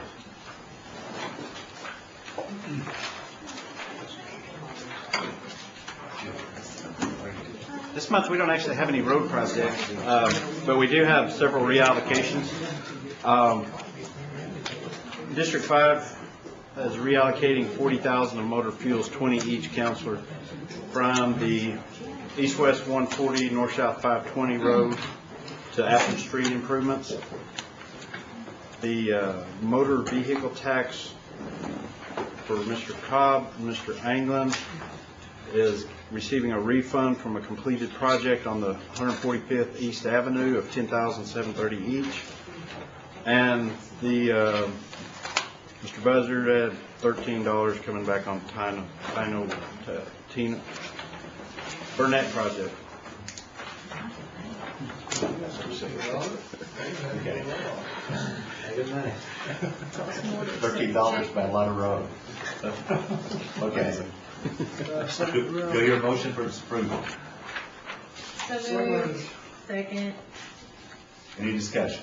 All those in favor say aye. Aye. Any opposed? Okay. That is carried. Old business, there's none pending. Item 1 under new business is our budget mod 8. Mr. Evans. This month's budget mod, we actually have an increase in grants of over $1 million, with the majority of that being the USDA-funded WIC program for $870,000, as well as the carryover reconciliation of $145,000 on 2 DHHS grants. Mod 8 has 11 budgets in it. It's a $9.3 million mod. It's got a lot of revenue coming in as well onto the table with Gen Fund and IHS carryover.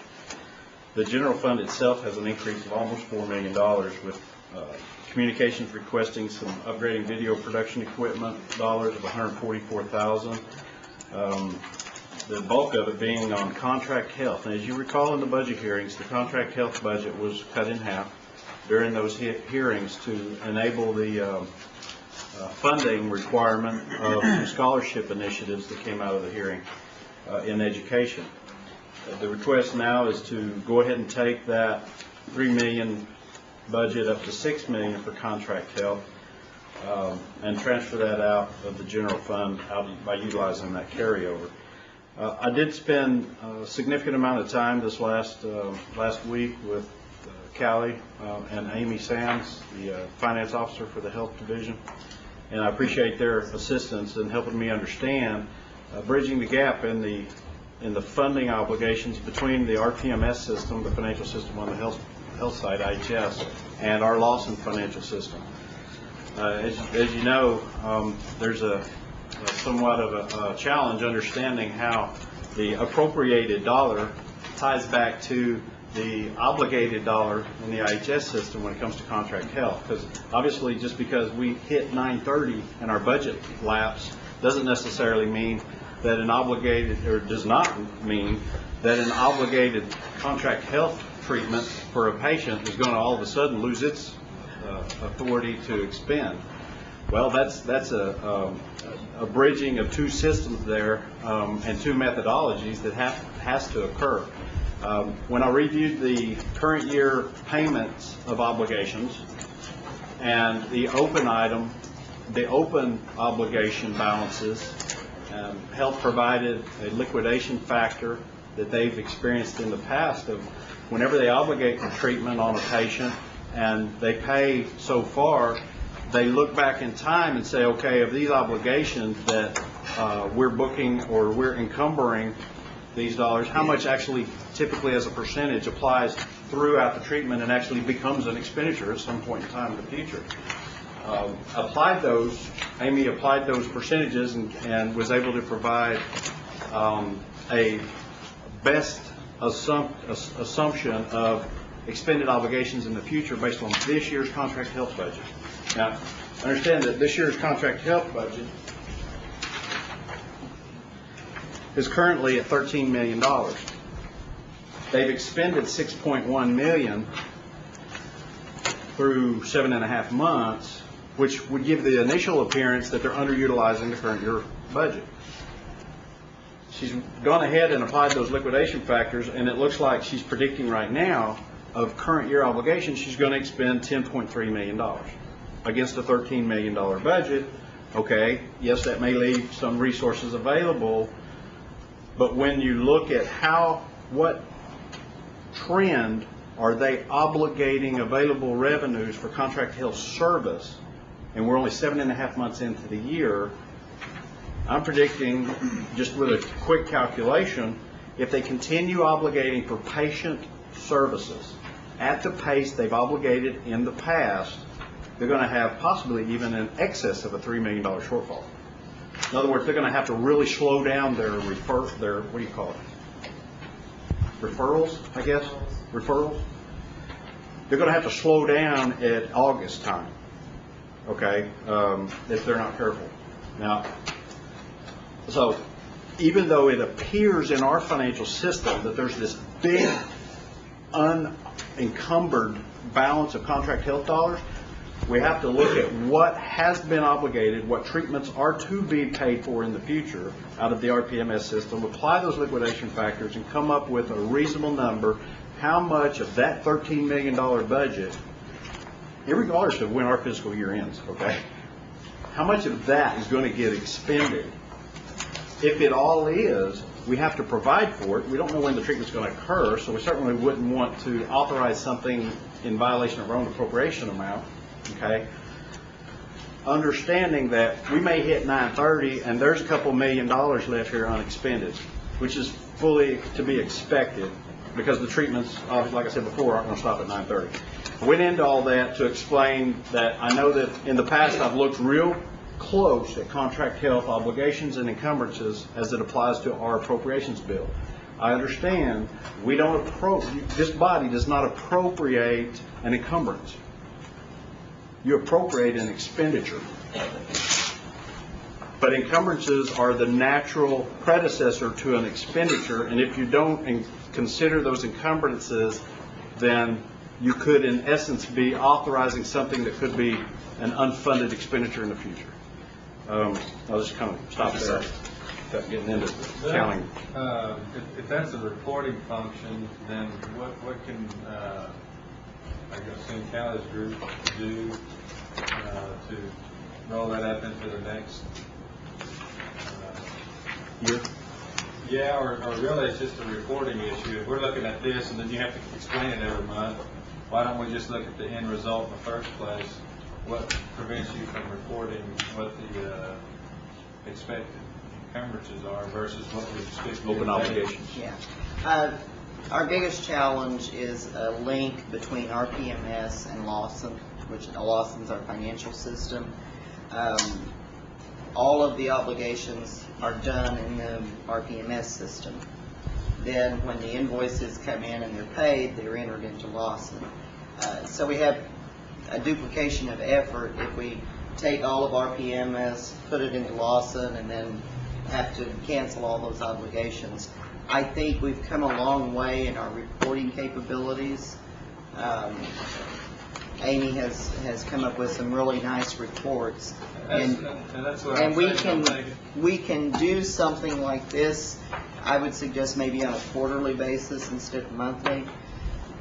Excuse me, that will tie the reports back together. I mean, from an accounting standpoint, what goes into Lawson is what is actually an expenditure. Right. And if you're projecting out and forecasting that you're going to be short, is quarterly enough? Is that far enough of the outlook or not, Doug? What's your opinion on that? Right now, they're tying those back at the end of the year, okay, through an accrual for all unpaid obligations. If we look at, I mean, we're monitoring this budget anyway. It's such a big expense budget anyway that it gets watched. That's your job, right? That's right. Yeah, well, I monitor it. She administers it. I'm watching budgets like this on a monthly basis. Right. But if this is a situation where I don't have everything visible to me to see when we could be running into a roadblock because I can't see the unpaid obligations. They're in RPMS, not in Lawson. We've talked about possibly booking a standard monthly accrual for all unpaid obligations. Just throw it in the system so at least the monthly... Yeah, at least we could see. Why don't we do that? We have, in my opinion, we've just not evolved to the point where we have that good of information. RPMS and our financial system have moved a lot closer the last 3 years. We've gotten a lot better at predicting our like Doug was talking about, these liquidation factors. Excuse me, that's something that Amy came up with. It's not a ledger entry or something like that. I mean, you can't just ask could be. somebody what you- We could. restrict it out This to is the one ratio. of those areas where I think at this point Doug and I professionally disagree. I think there are so many factors that go into this contract health that you're going to end up with an adjustment at year end anyway. Based on the reports that Amy gave me in our discussions, we've proposed 3.1 million. Excuse me, Doug's estimate says 3.5. We can easily have that wide of a variance on this. Our PMS gives health the tool that they need to manage the contract health system. It's a very good tool on that side of the operations. And we are getting a whole lot better at getting information out of it and matching that to Lawson. It's not, I'm not saying that we shouldn't consider this in the future. Right now, I'm just not as comfortable with doing it every single month because the liquidation factor. So many things go into whether or not a contract health claim gets paid. Yeah, we try being the payer of last resort. Possibly. We changed something this year, or I think it was this last year, where contract health began being appropriated at the clinical level on the budget. Okay, instead of a big contract health budget and everything got thrown into that, now it's assigned to each location. Okay, patient and now is in there and everybody else. Maybe you could revisit the possibility of just taking these open balances and do a reversing journal entry once a month as part of the closing process to where the month-end statements. And I think this is something that we'll continue to work on and refine to get the best information to you that we can. Always. Continue, Dave. Yes, sir. Gym fund operations is bringing in additional revenue of $6 million, partially offset by the utilization of $662,000, predominantly for the landfill that was discussed earlier, as well as transfer for the sale of the tugboat. The district court's requesting a $30,000 increase. Now, this is the item that was tabled last month that originally was requesting a $75,000 increase to the budget. They've reduced their request down to $30,000 to provide an increase in the court days. It'll take each judge from, well, you can read it there. Mr. Baker. So they're gonna add, we've got district judges now that are making $27,600 a year and working 1 day a month. And we're gonna add at least 1 day, and now we're gonna pay them $55,200. Is that what this is saying? The way I'm reading it. And if they decide to have court 5 days a week for a month, that's $542,000. I mean, we got district judges in the state of Oklahoma that work 20 days a week, and they're just making about twice what these guys are going to be doing. And it doesn't seem like that makes much sense. That you add a day, and it might just be half a day according to the court and stuff, and you're going to double the salary. And these are lawyers that their hourly rate is nothing like that. I haven't seen the request for it or anything, but I would certainly want to see some justification other than just, double the salary because they're going to work an extra day a week. Yes, Ms. Ketcher. Thank you. This is a request that came to us through the judicial branch. And it was actually, there was a request in last month's mod, which was taken out pending further information. It was my understanding that I believe Counselor Jordan had actually brought this up and was contacting the Supreme Court Justice to get the information that was needed to be comfortable with this. The big thing that I know is that they're expanding the number of days that they need to have court. Part of that is driven by the child support enforcement, which is needing additional court time. As far as how much they're paying each judge, I thought that was set by statute or by contract. So depending on how many days they work would be subject to whatever the statute or the contract says.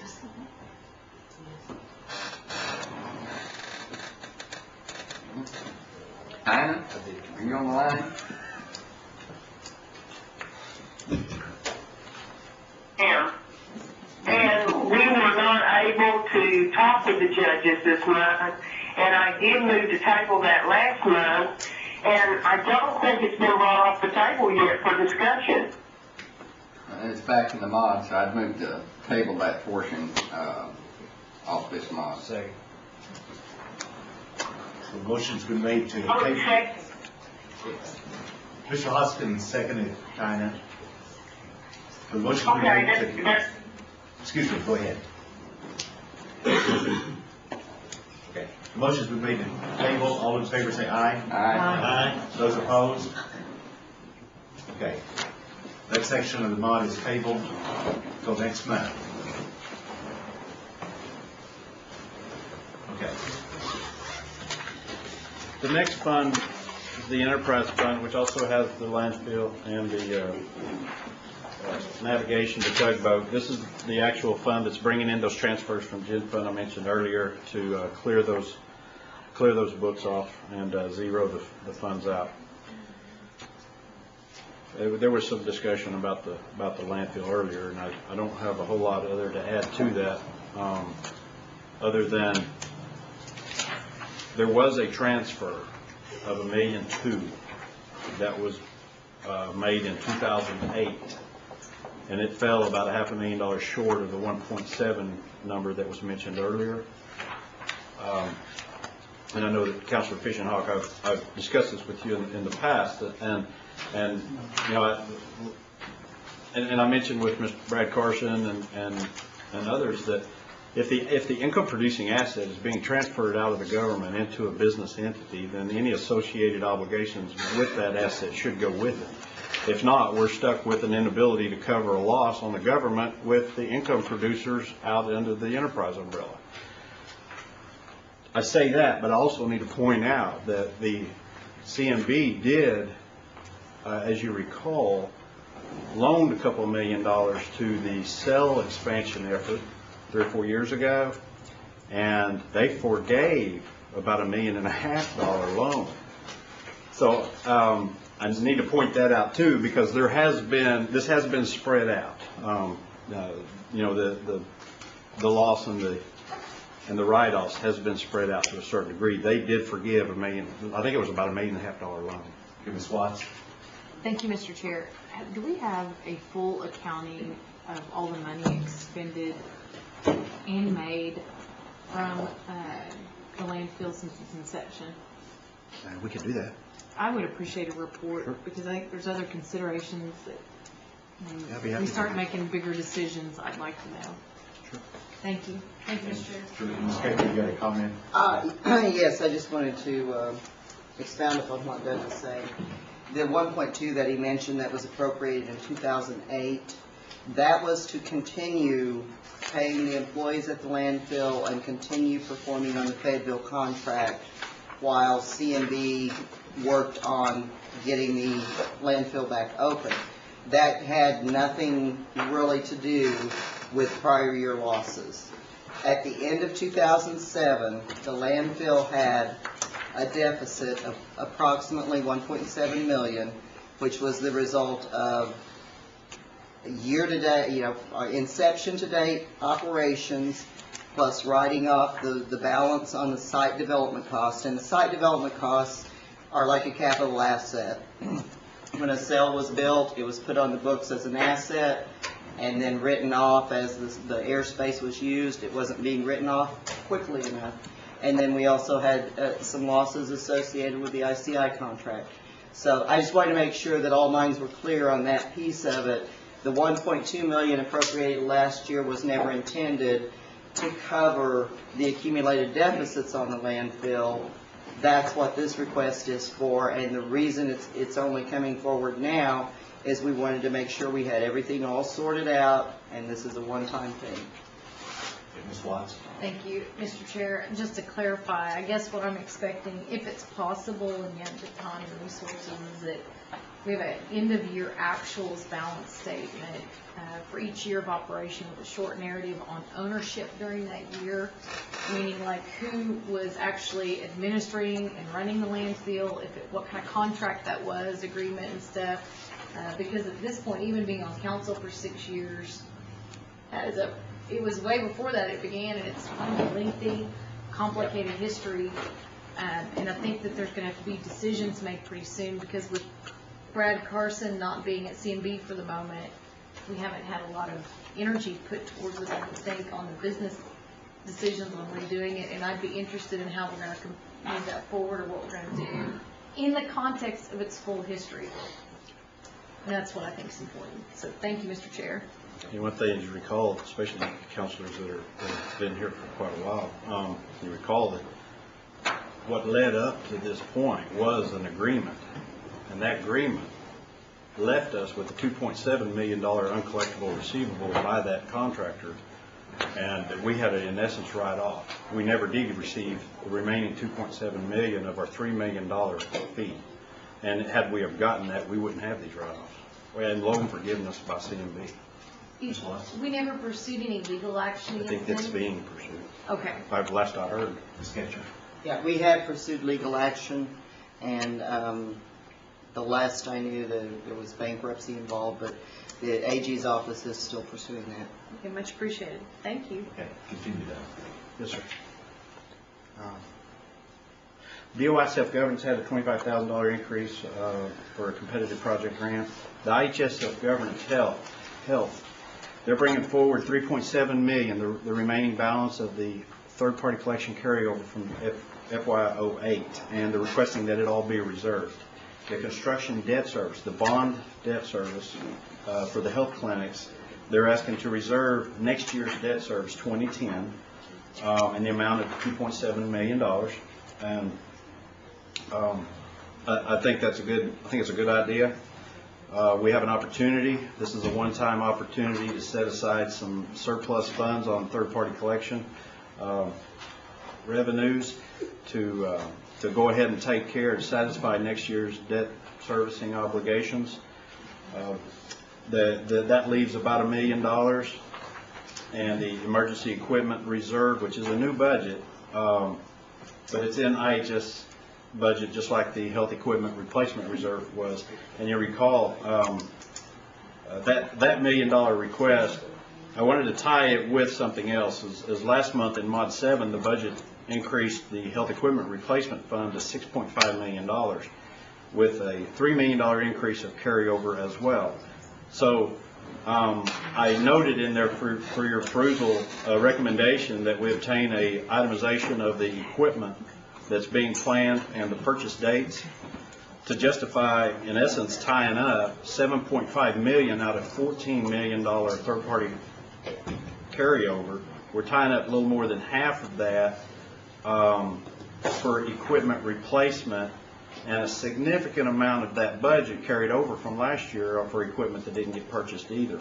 And at the same time, they're requesting $3 million from general fund for contract health services. So I just want to point that out to make sure that if we're going to be tying up general fund discretionary dollars for contract health service, which is a recurring program need, okay, and we're taking it in essence out of carryover, tribal carryover, and at the same time we're reserving IHS third-party collection carryover, I'm not so sure we shouldn't in the future contemplate switching these types of uses of funds. Because if we make a one-time reserve for debt obligations that have pledged the full faith and credit of the Cherokee Nation, I'm not so sure we shouldn't do that with Gen Fund dollars as a one-time reserve, rainy day, debt service, whatever you want to call it, and allow the third-party collection revenue to go ahead and service increased contract health needs. because the more, I mean, because that's the source of those revenues to begin with. Just something to think about. And I've noted it fully here, so. The Nahasda Fund is requesting $1 million increase. Now, this is the 09 Indian Housing Plan, okay? I know that this is one of those instances where the budget is coming up right along with the IHP, okay? And this is the only one that, this is rental assistance. We spend a lot of time talking about how the rental assistance is getting ready to be fully obligated. Special revenue has a slight decrease from a Friends of Library adjustment, and Mr. Chairman, that completes my review. I didn't think we were supposed to fund the initiatives as carryover. Is that what you said?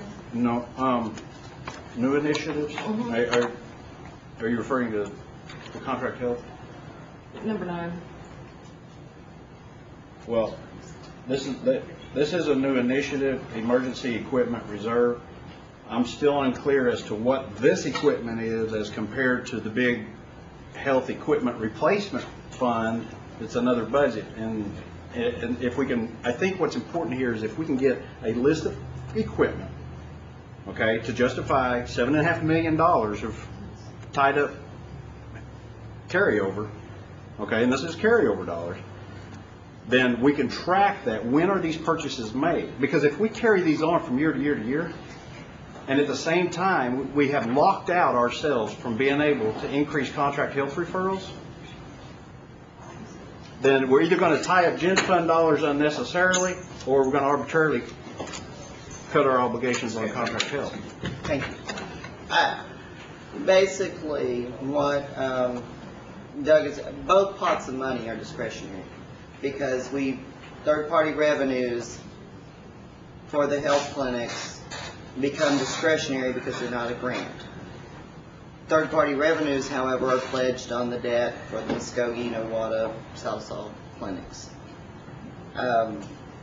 So it's almost, do you take it out of this pot of money or do you take it out of this pot of money? As far as the equipment reserves, I have no problem getting a list of equipment from the health department. They have lots of needs. The $3 million that was requested last month and that was included increased the reserve. The bulk of that is going to be used to improve the broadband. As we talked about, we have teleradiology and we have problems sending those images because the broadband is so limited. So there's a lot of infrastructure that has to be built up there. The $1 million request for this month is really for emergency use. We operate a 24-hour facility now, a hospital. If we have an ultrasound go down, we need to be able to have a pot of money to order a new piece of equipment. So that's why the $1 million as an emergency reserve. And it's a policy decision in terms of which pot of money we pay contract health out of and which pot of money we fund equipment with. But I think both are very much needed in the health system right now. Just to follow up, I attended the Tribal Economic Development Conference at Catoosa a couple of weeks ago, and former Chief Schwimmer spoke extensively about a part of the stimulus package containing a grant that was for the building of these broadband and bandwidths out in rural areas. And my understanding, and I inquired to the administration, are we applying for such grants? Yes. And if that's the same, then I would expect if we're successful in those grants, the grant money will reimburse these budgets, right? That is correct. We are applying for those grants, but if we don't get them, we need to be able to pursue this broadband as well.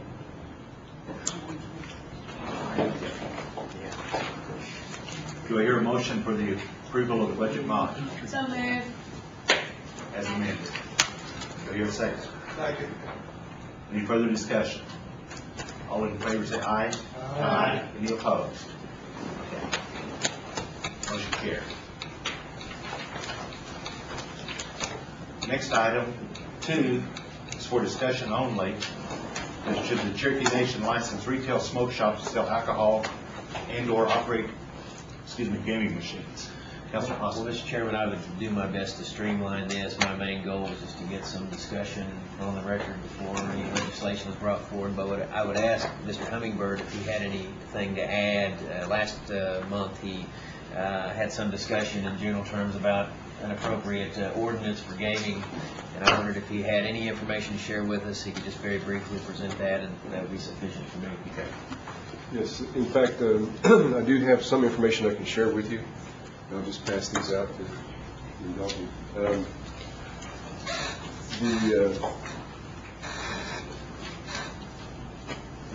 As I mentioned in the last committee meeting, the concept of individually owned and operated smoke shop gaming is provided for, if you will, within the framework of Indian Gaming Regulatory Act as it stands now. The thing that we would need to do, and what I'm passing out here, is a brief summary of some of the things that I think the tribal council and even the smoke shop owners would need to keep in mind as that question is being considered, discussed, and debated.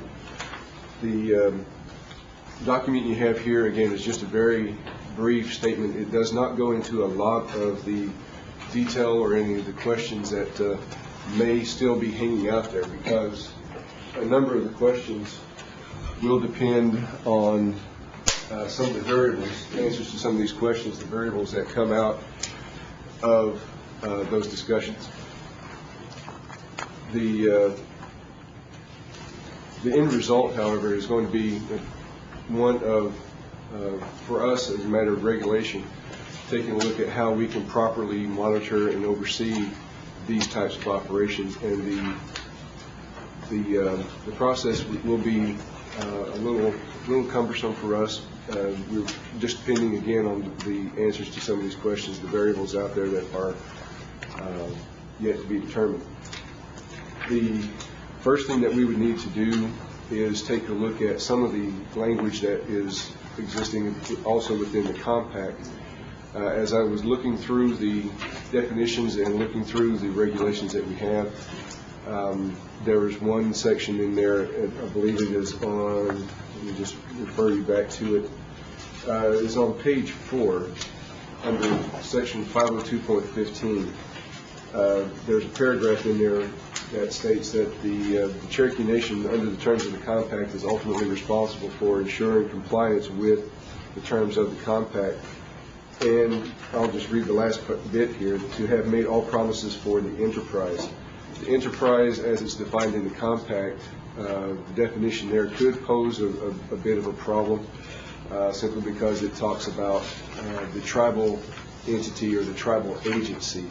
It doesn't make any specific mention for individuals or anything along an individual basis. It does talk about management contracts. That is one angle, if you will, that should be explored to see if there's any prohibitions there. The reason I bring that out is simply because if there is a complication with the compact, then those games may not be available, which would leave the Class 2 gaming. Excuse me, Ms. Watts. I'm curious because I didn't see anything in there that addressed, I guess, the management owners of the smoke shop and all their respective employees and their vendors would also have to comply with our gaming licensing, right? Same as like what we're going through where people are getting kicked out because they may have a felony, but they're individual independent business owners. I mean, I think this would all be problematic too, and I don't think people would accept it. Yeah, and that is one aspect that really needs to be considered, because the licensing piece would definitely come into play, specifically for the owners, the lessees, and the employees. The vendors is also something that would have to be addressed. But just on that note, right now we have not disqualified any vendors for felony convictions, but we do have some individual license applicants that have been disqualified for their criminal history in the past. And again, that is something that is due to compact language where there's zero tolerance on convicted felons in covered game positions. But that one aspect right there is very important, because now we come to a crossroads as to whether or not the operation If it's owned and operated by an individual, that is one thing. The licensing would definitely kick in and all those individuals will be covered.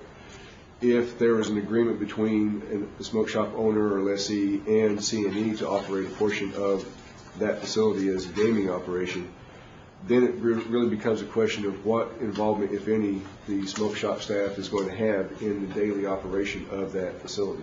If they cash in tickets, if they service a machine, if they are responsible for watching and reviewing surveillance footage, all of these various things make them, in essence, a management contract. If C&E does not have adequate staff devoted to the various functions that are outlined in the compact and in our regulations. And one of the things I've included with this is a copy, is just a brief table of all of the internal control standards that require reporting and accountability measures to be taken by an operator of a gaming facility. So the information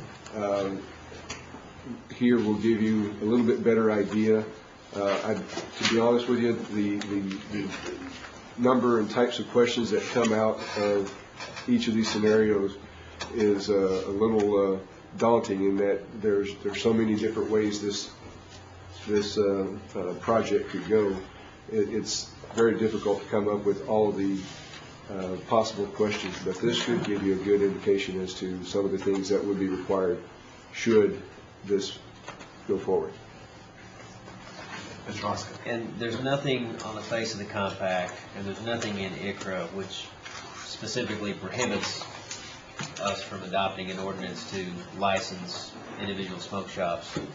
Right, and as I put out in here, let me just also refer you back to page 4. There is a specific section that's labeled individually owned and operated. That section 522.10 comes out of 25 CFR, which of course is based on USC 25, which is IGRA. IGRA does allow for it, but it would have to be a part of our gaming ordinance, and our gaming ordinance would have to be modified. That modification would then be subject to the review and approval of the NIGC. Thank you, Mr. Chairman. Mr. Sullivan. And what's, do you have examples where other tribal entities that do this type of arrangements? The closest one that I know of, and in fact I know of no tribe in the country that authorizes individually owned, but the closest one that I know of would be the Creeks. Next door they have authorized gaming to be conducted by community groups. And I believe there's been no shortage of press on some of the difficulties that they have had recently with the chief of the Creek Nation and his dealings with the community groups and their gaming facilities. In essence, what he did was say that those operations are now under the purview of the tribe and we're taking responsibility for those. But as far as individually owned and operated, I'm not familiar with any tribe that has offered that. Okay, thank you. Well, I don't have anything else, Mr. Chairman. I appreciate that Mr. Hammer gives us more to think about. Not a problem. Thank you very much. Okay. Next, item 3 is a legislative act amending Title 68 of the Cherokee Nation Code, annotated adding provisions for tax-related licensed tobacco retailers. Councilor Hoskins. Thank you, Mr. Chairman. Mr. Chairman, this is found on page 109 of your packet. This is substantially the same legislation we considered a few months back and was narrowly rejected. The most substantial portions of this legislation is the $1.50 rebate to border shops as that is defined in the compact, and then as it evolves through any side agreements which would come up between the state and the tribe from time to time. There's an 18-month sunset clause, and actually it could expire prior to that if neighboring states increase their tax rates during that 18-month time period. So that's really the substance of it, Mr. Chairman. Clearly, when the tribe adopted the 2008 compact, there was a significant and immediate tax increase on smoke shops. The burden of that tax increase fell most heavily, very clearly, it fell most heavily on the border shops. The compact that we, Cherokee Nation, negotiated provided for a rebate to border smoke shops.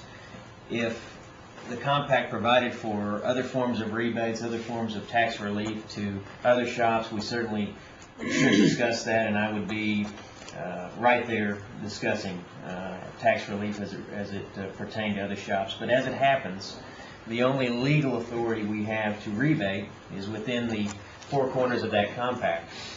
And that compact says that we can rebate to the border shops. And Ms. Webston has talked to us about that provision many times, and you can correct me if I get any of this wrong, Ms. Webston, but we can rebate up to $1.50 to the border shops under the new compact. Is that correct? Well, there's 407 there, and we have to maintain $1.50. We have to maintain $1.50. So we could go beyond $1.50 theoretically in a rebate. But we have to maintain $1.50. That's the minimum tax that we can charge according to the compact. And just to refresh the committee's memory and my memory, under the old compact, border shops were paying, depending on where they were, border shops bordering Arkansas were paying $3.08 to the state, 50 cents to the tribe. Yes. Is that correct? That's correct. They were paying in the Kansas-Missouri border shops 58 cents to the state, 50 cents to the tribe. Is that true? That's correct. And interior shops under the old compact, $8.58 to the state, Right. 50 cents to the tribe. Correct. And we did waive that 50 cents. And then we got a refund back from the state for a portion of that. Presently, in the new compact, every shop is paying $6.65. Correct. For the border shops, though, the increase was much more significant. I mean, the math, I think, It was actually a tells the story. decrease for your interior shops. They went from $8.58 to $6.65. So interior shops receive a tax cut. Border shops receive a substantial tax increase. And I've had discussion with counselors offline, Mr. Chairman, and the discussion is, didn't retailers see this coming? Didn't they see a day when taxes would go up? What they market is their tax advantage, but didn't they think that would someday come to be dissolved? And I think the answer is yes. It's always volatile, these tax rates, and every 5 years when we negotiate compacts, there's always the chance that there's going to be a change. There's always a chance that the advantage is going to be lost. This time, the border shops took a tremendous hit on taxes, and they took it with a stroke of a pen, and they took it overnight, and I don't think they had substantial time to prepare for that level of tax increase. That's certainly what I heard from border shops. And then since the compact went into effect, we've seen, and Ms. Webston provided us with that data last month. I don't know if there's any more current data, but the trend, I think it's fair to say, showed that border shops' sales were plummeting. Now, it shouldn't surprise any of us that sales went down when taxes went up so steeply, so quickly. And we've heard anecdotally from some shop owners that it's affected their employees and it's affected their economic outlook. So I think what this legislation does, Mr. Chairman, is it gives the shops some relief, some very modest relief in a very finite period of time, reasonable period of time, no more than 18 months, gives them an opportunity to have some tax relief to mitigate the burden of that significant tax increase that came with the stroke of the pen overnight, and will allow them to survive, hopefully. But if they can't survive, at least we've given them an additional opportunity to survive. Now, why does it matter if they survive, Mr. Chairman? It matters.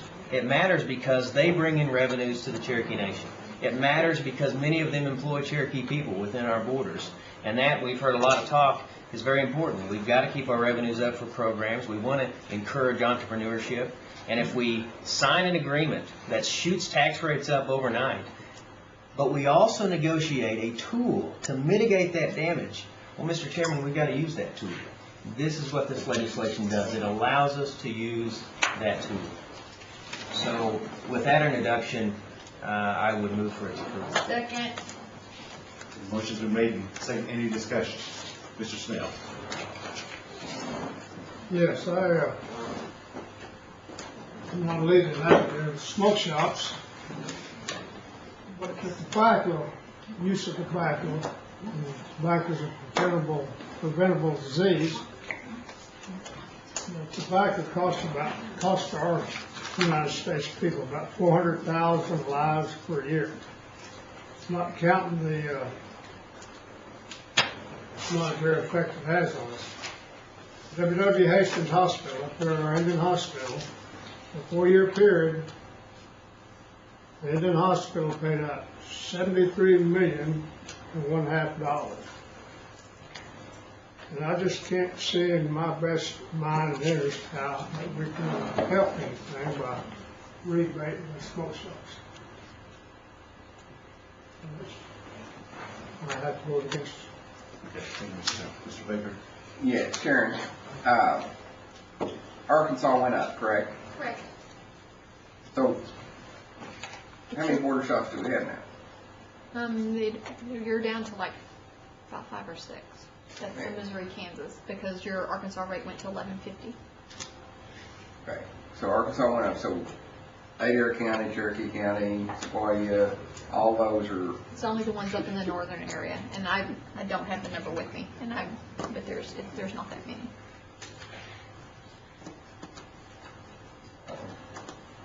Back row, you right?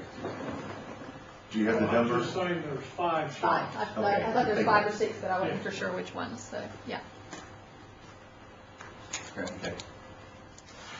Mr. Hoskins. Well, Mr. Chairman, just briefly, I have great respect for Councilor Snell, and I think I'd be a fool to try to argue that cigarettes were healthy. We know they're killers.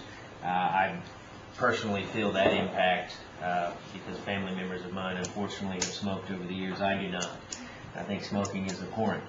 If I thought that us unilaterally disarming in the sale of cigarettes, at least licensing that sale of cigarettes, would make a difference, a significant difference in the health of our people, I would have to jump on board with the complete elimination of not only all tobacco sales, but I think we'd have to add all liquor sales, particularly in our casinos. But let's just focus on tobacco.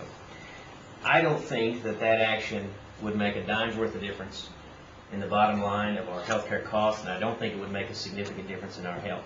I think what we would do is we would cede the market share to the Quick Trips of the world so that they could peddle cigarettes, continue to put that into the marketplace, and collect all the revenues for the state of Oklahoma. I can't agree with that if that's the outcome. I do think that we're going to see even more increased taxes on the federal level. We've already seen, if we can across the board increase those taxes, I think there's a cat in the room. If we increase the taxes across the board, then I think smoking as a whole is going to wither on the vine. But I don't think we should unilaterally disarm on the basis of the health care concerns. Thank you, Mr. Chairman. Thanks, Dr. Connell. If I may, could I ask Mr. Lane to come up here under the microphone? I have a question I want to ask. Okay. Is that all right? May I? Yes. Give me your outlook on anything that would change, and give me some kind of time frame. What do you see business-wise, the business climate, tax-wise, regarding the state? Give me some kind of timeline here. What do you see happening over the next 6 months, year, 18 months? Well, because what we're talking about here is a little bit of relief. And not to interrupt you, but my point to this is this. Most people in this room know that I buy an American car. I buy American cars. That's just me.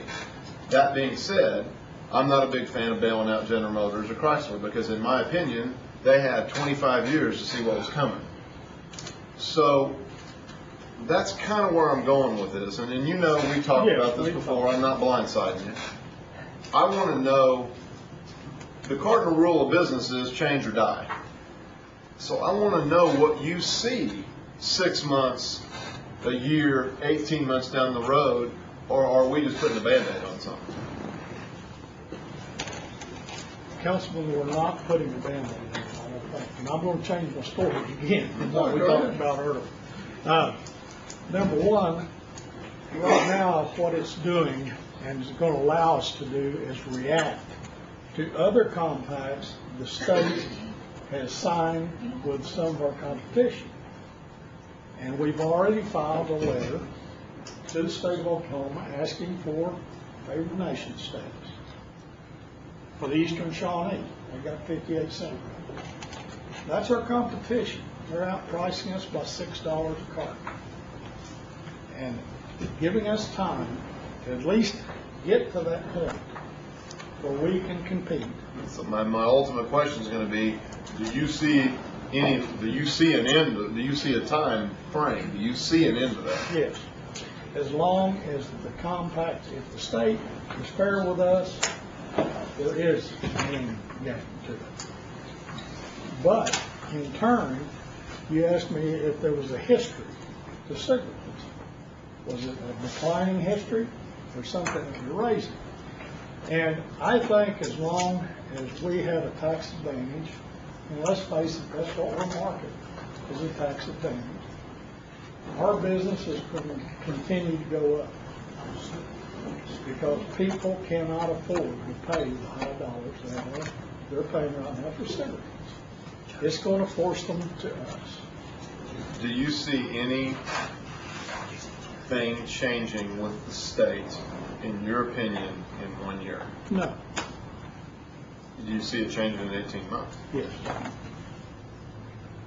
And I say that is because the compact that we signed expires in 3 to 4 years. When does that expire?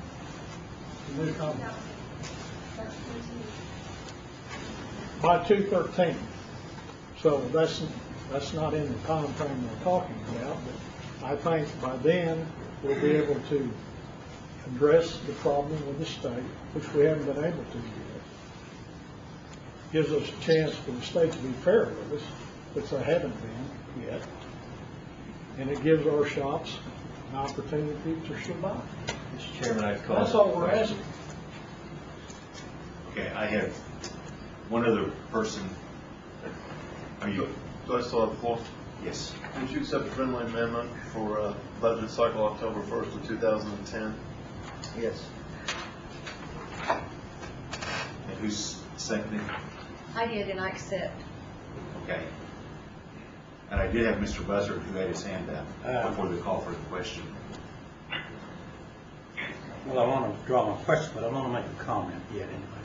And I want to just tell the committee and tell the shop owners out here that I would rather have our Cherokee people selling those cigarettes to people as have Quick Trip sell cigarettes to them. If they're not selling them, Quick Trip can do it. We're not going to get anything back from Quick Trip, so I'm going to support this. Thank you. Okay. And the question's been called? With the amendment. With the amendment. Thank you for your time. Thank you, Jeff. And it is an act. We'll have a roll call. Brenda Cobb, Yes. Joe Crittenden, Yes. Jody Fishinghop. Yes. Janelle Fulbright. No. John Garvin, Yes. Chuck Hoskin Jr., Yes. China Glory Jordan, Yes. Curtis Snell, No. Chris Soap, No. David Thornton, No. Kara Cowan Watts. Yes. Bill England, Yes. Bill John Baker, Yes. Jack Baker, No. Harley Buzzard, Yes. Julia Coates.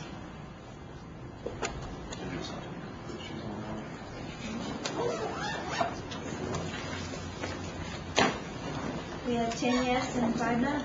Okay. The motion carried.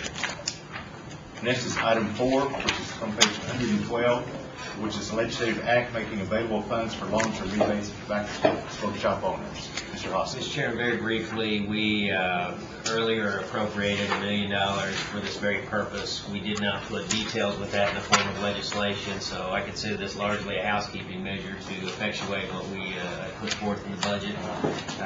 Would move for its approval. Second. Any discussion? Call for question. Question's been called. This, once again, is an act, so roll call, please. Joe Crittenden, Yes. Jody Fishinghop. Yes. Janelle Fulbright, Abstain. Don Garvin, Yes. Chuck Hoskin Jr., Yes. Tina Gloria Jordan, Yes. Curtis Snell, No. Chris Soap, No. David Thornton, Yes. Kara Callan Watts, Yes. Bill England, Yes. Bill John Baker, Yes. Jack Baker, No. Harley Buzzard, Yes. Bradley Cobb. Yes.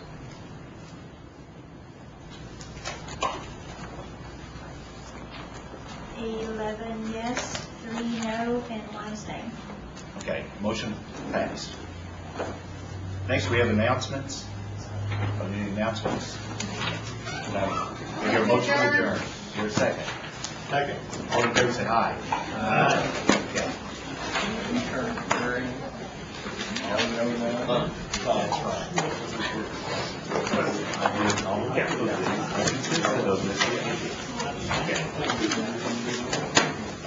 Can everybody get a flag, Cherokee? You'll want one. I got them from Rogan Noble, and well, hopefully maybe we can help them fund it. It came from Communications, gave it to him, but he has no funding. It's for Memorial Day. Maybe next year we'll be better. I'll get you one. You did, but you're very persuasive because that was already. Owned by,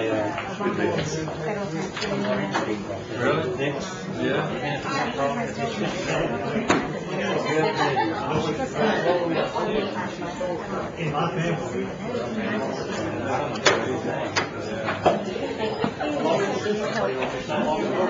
That's some insurance. I'm not saying it was 100%, but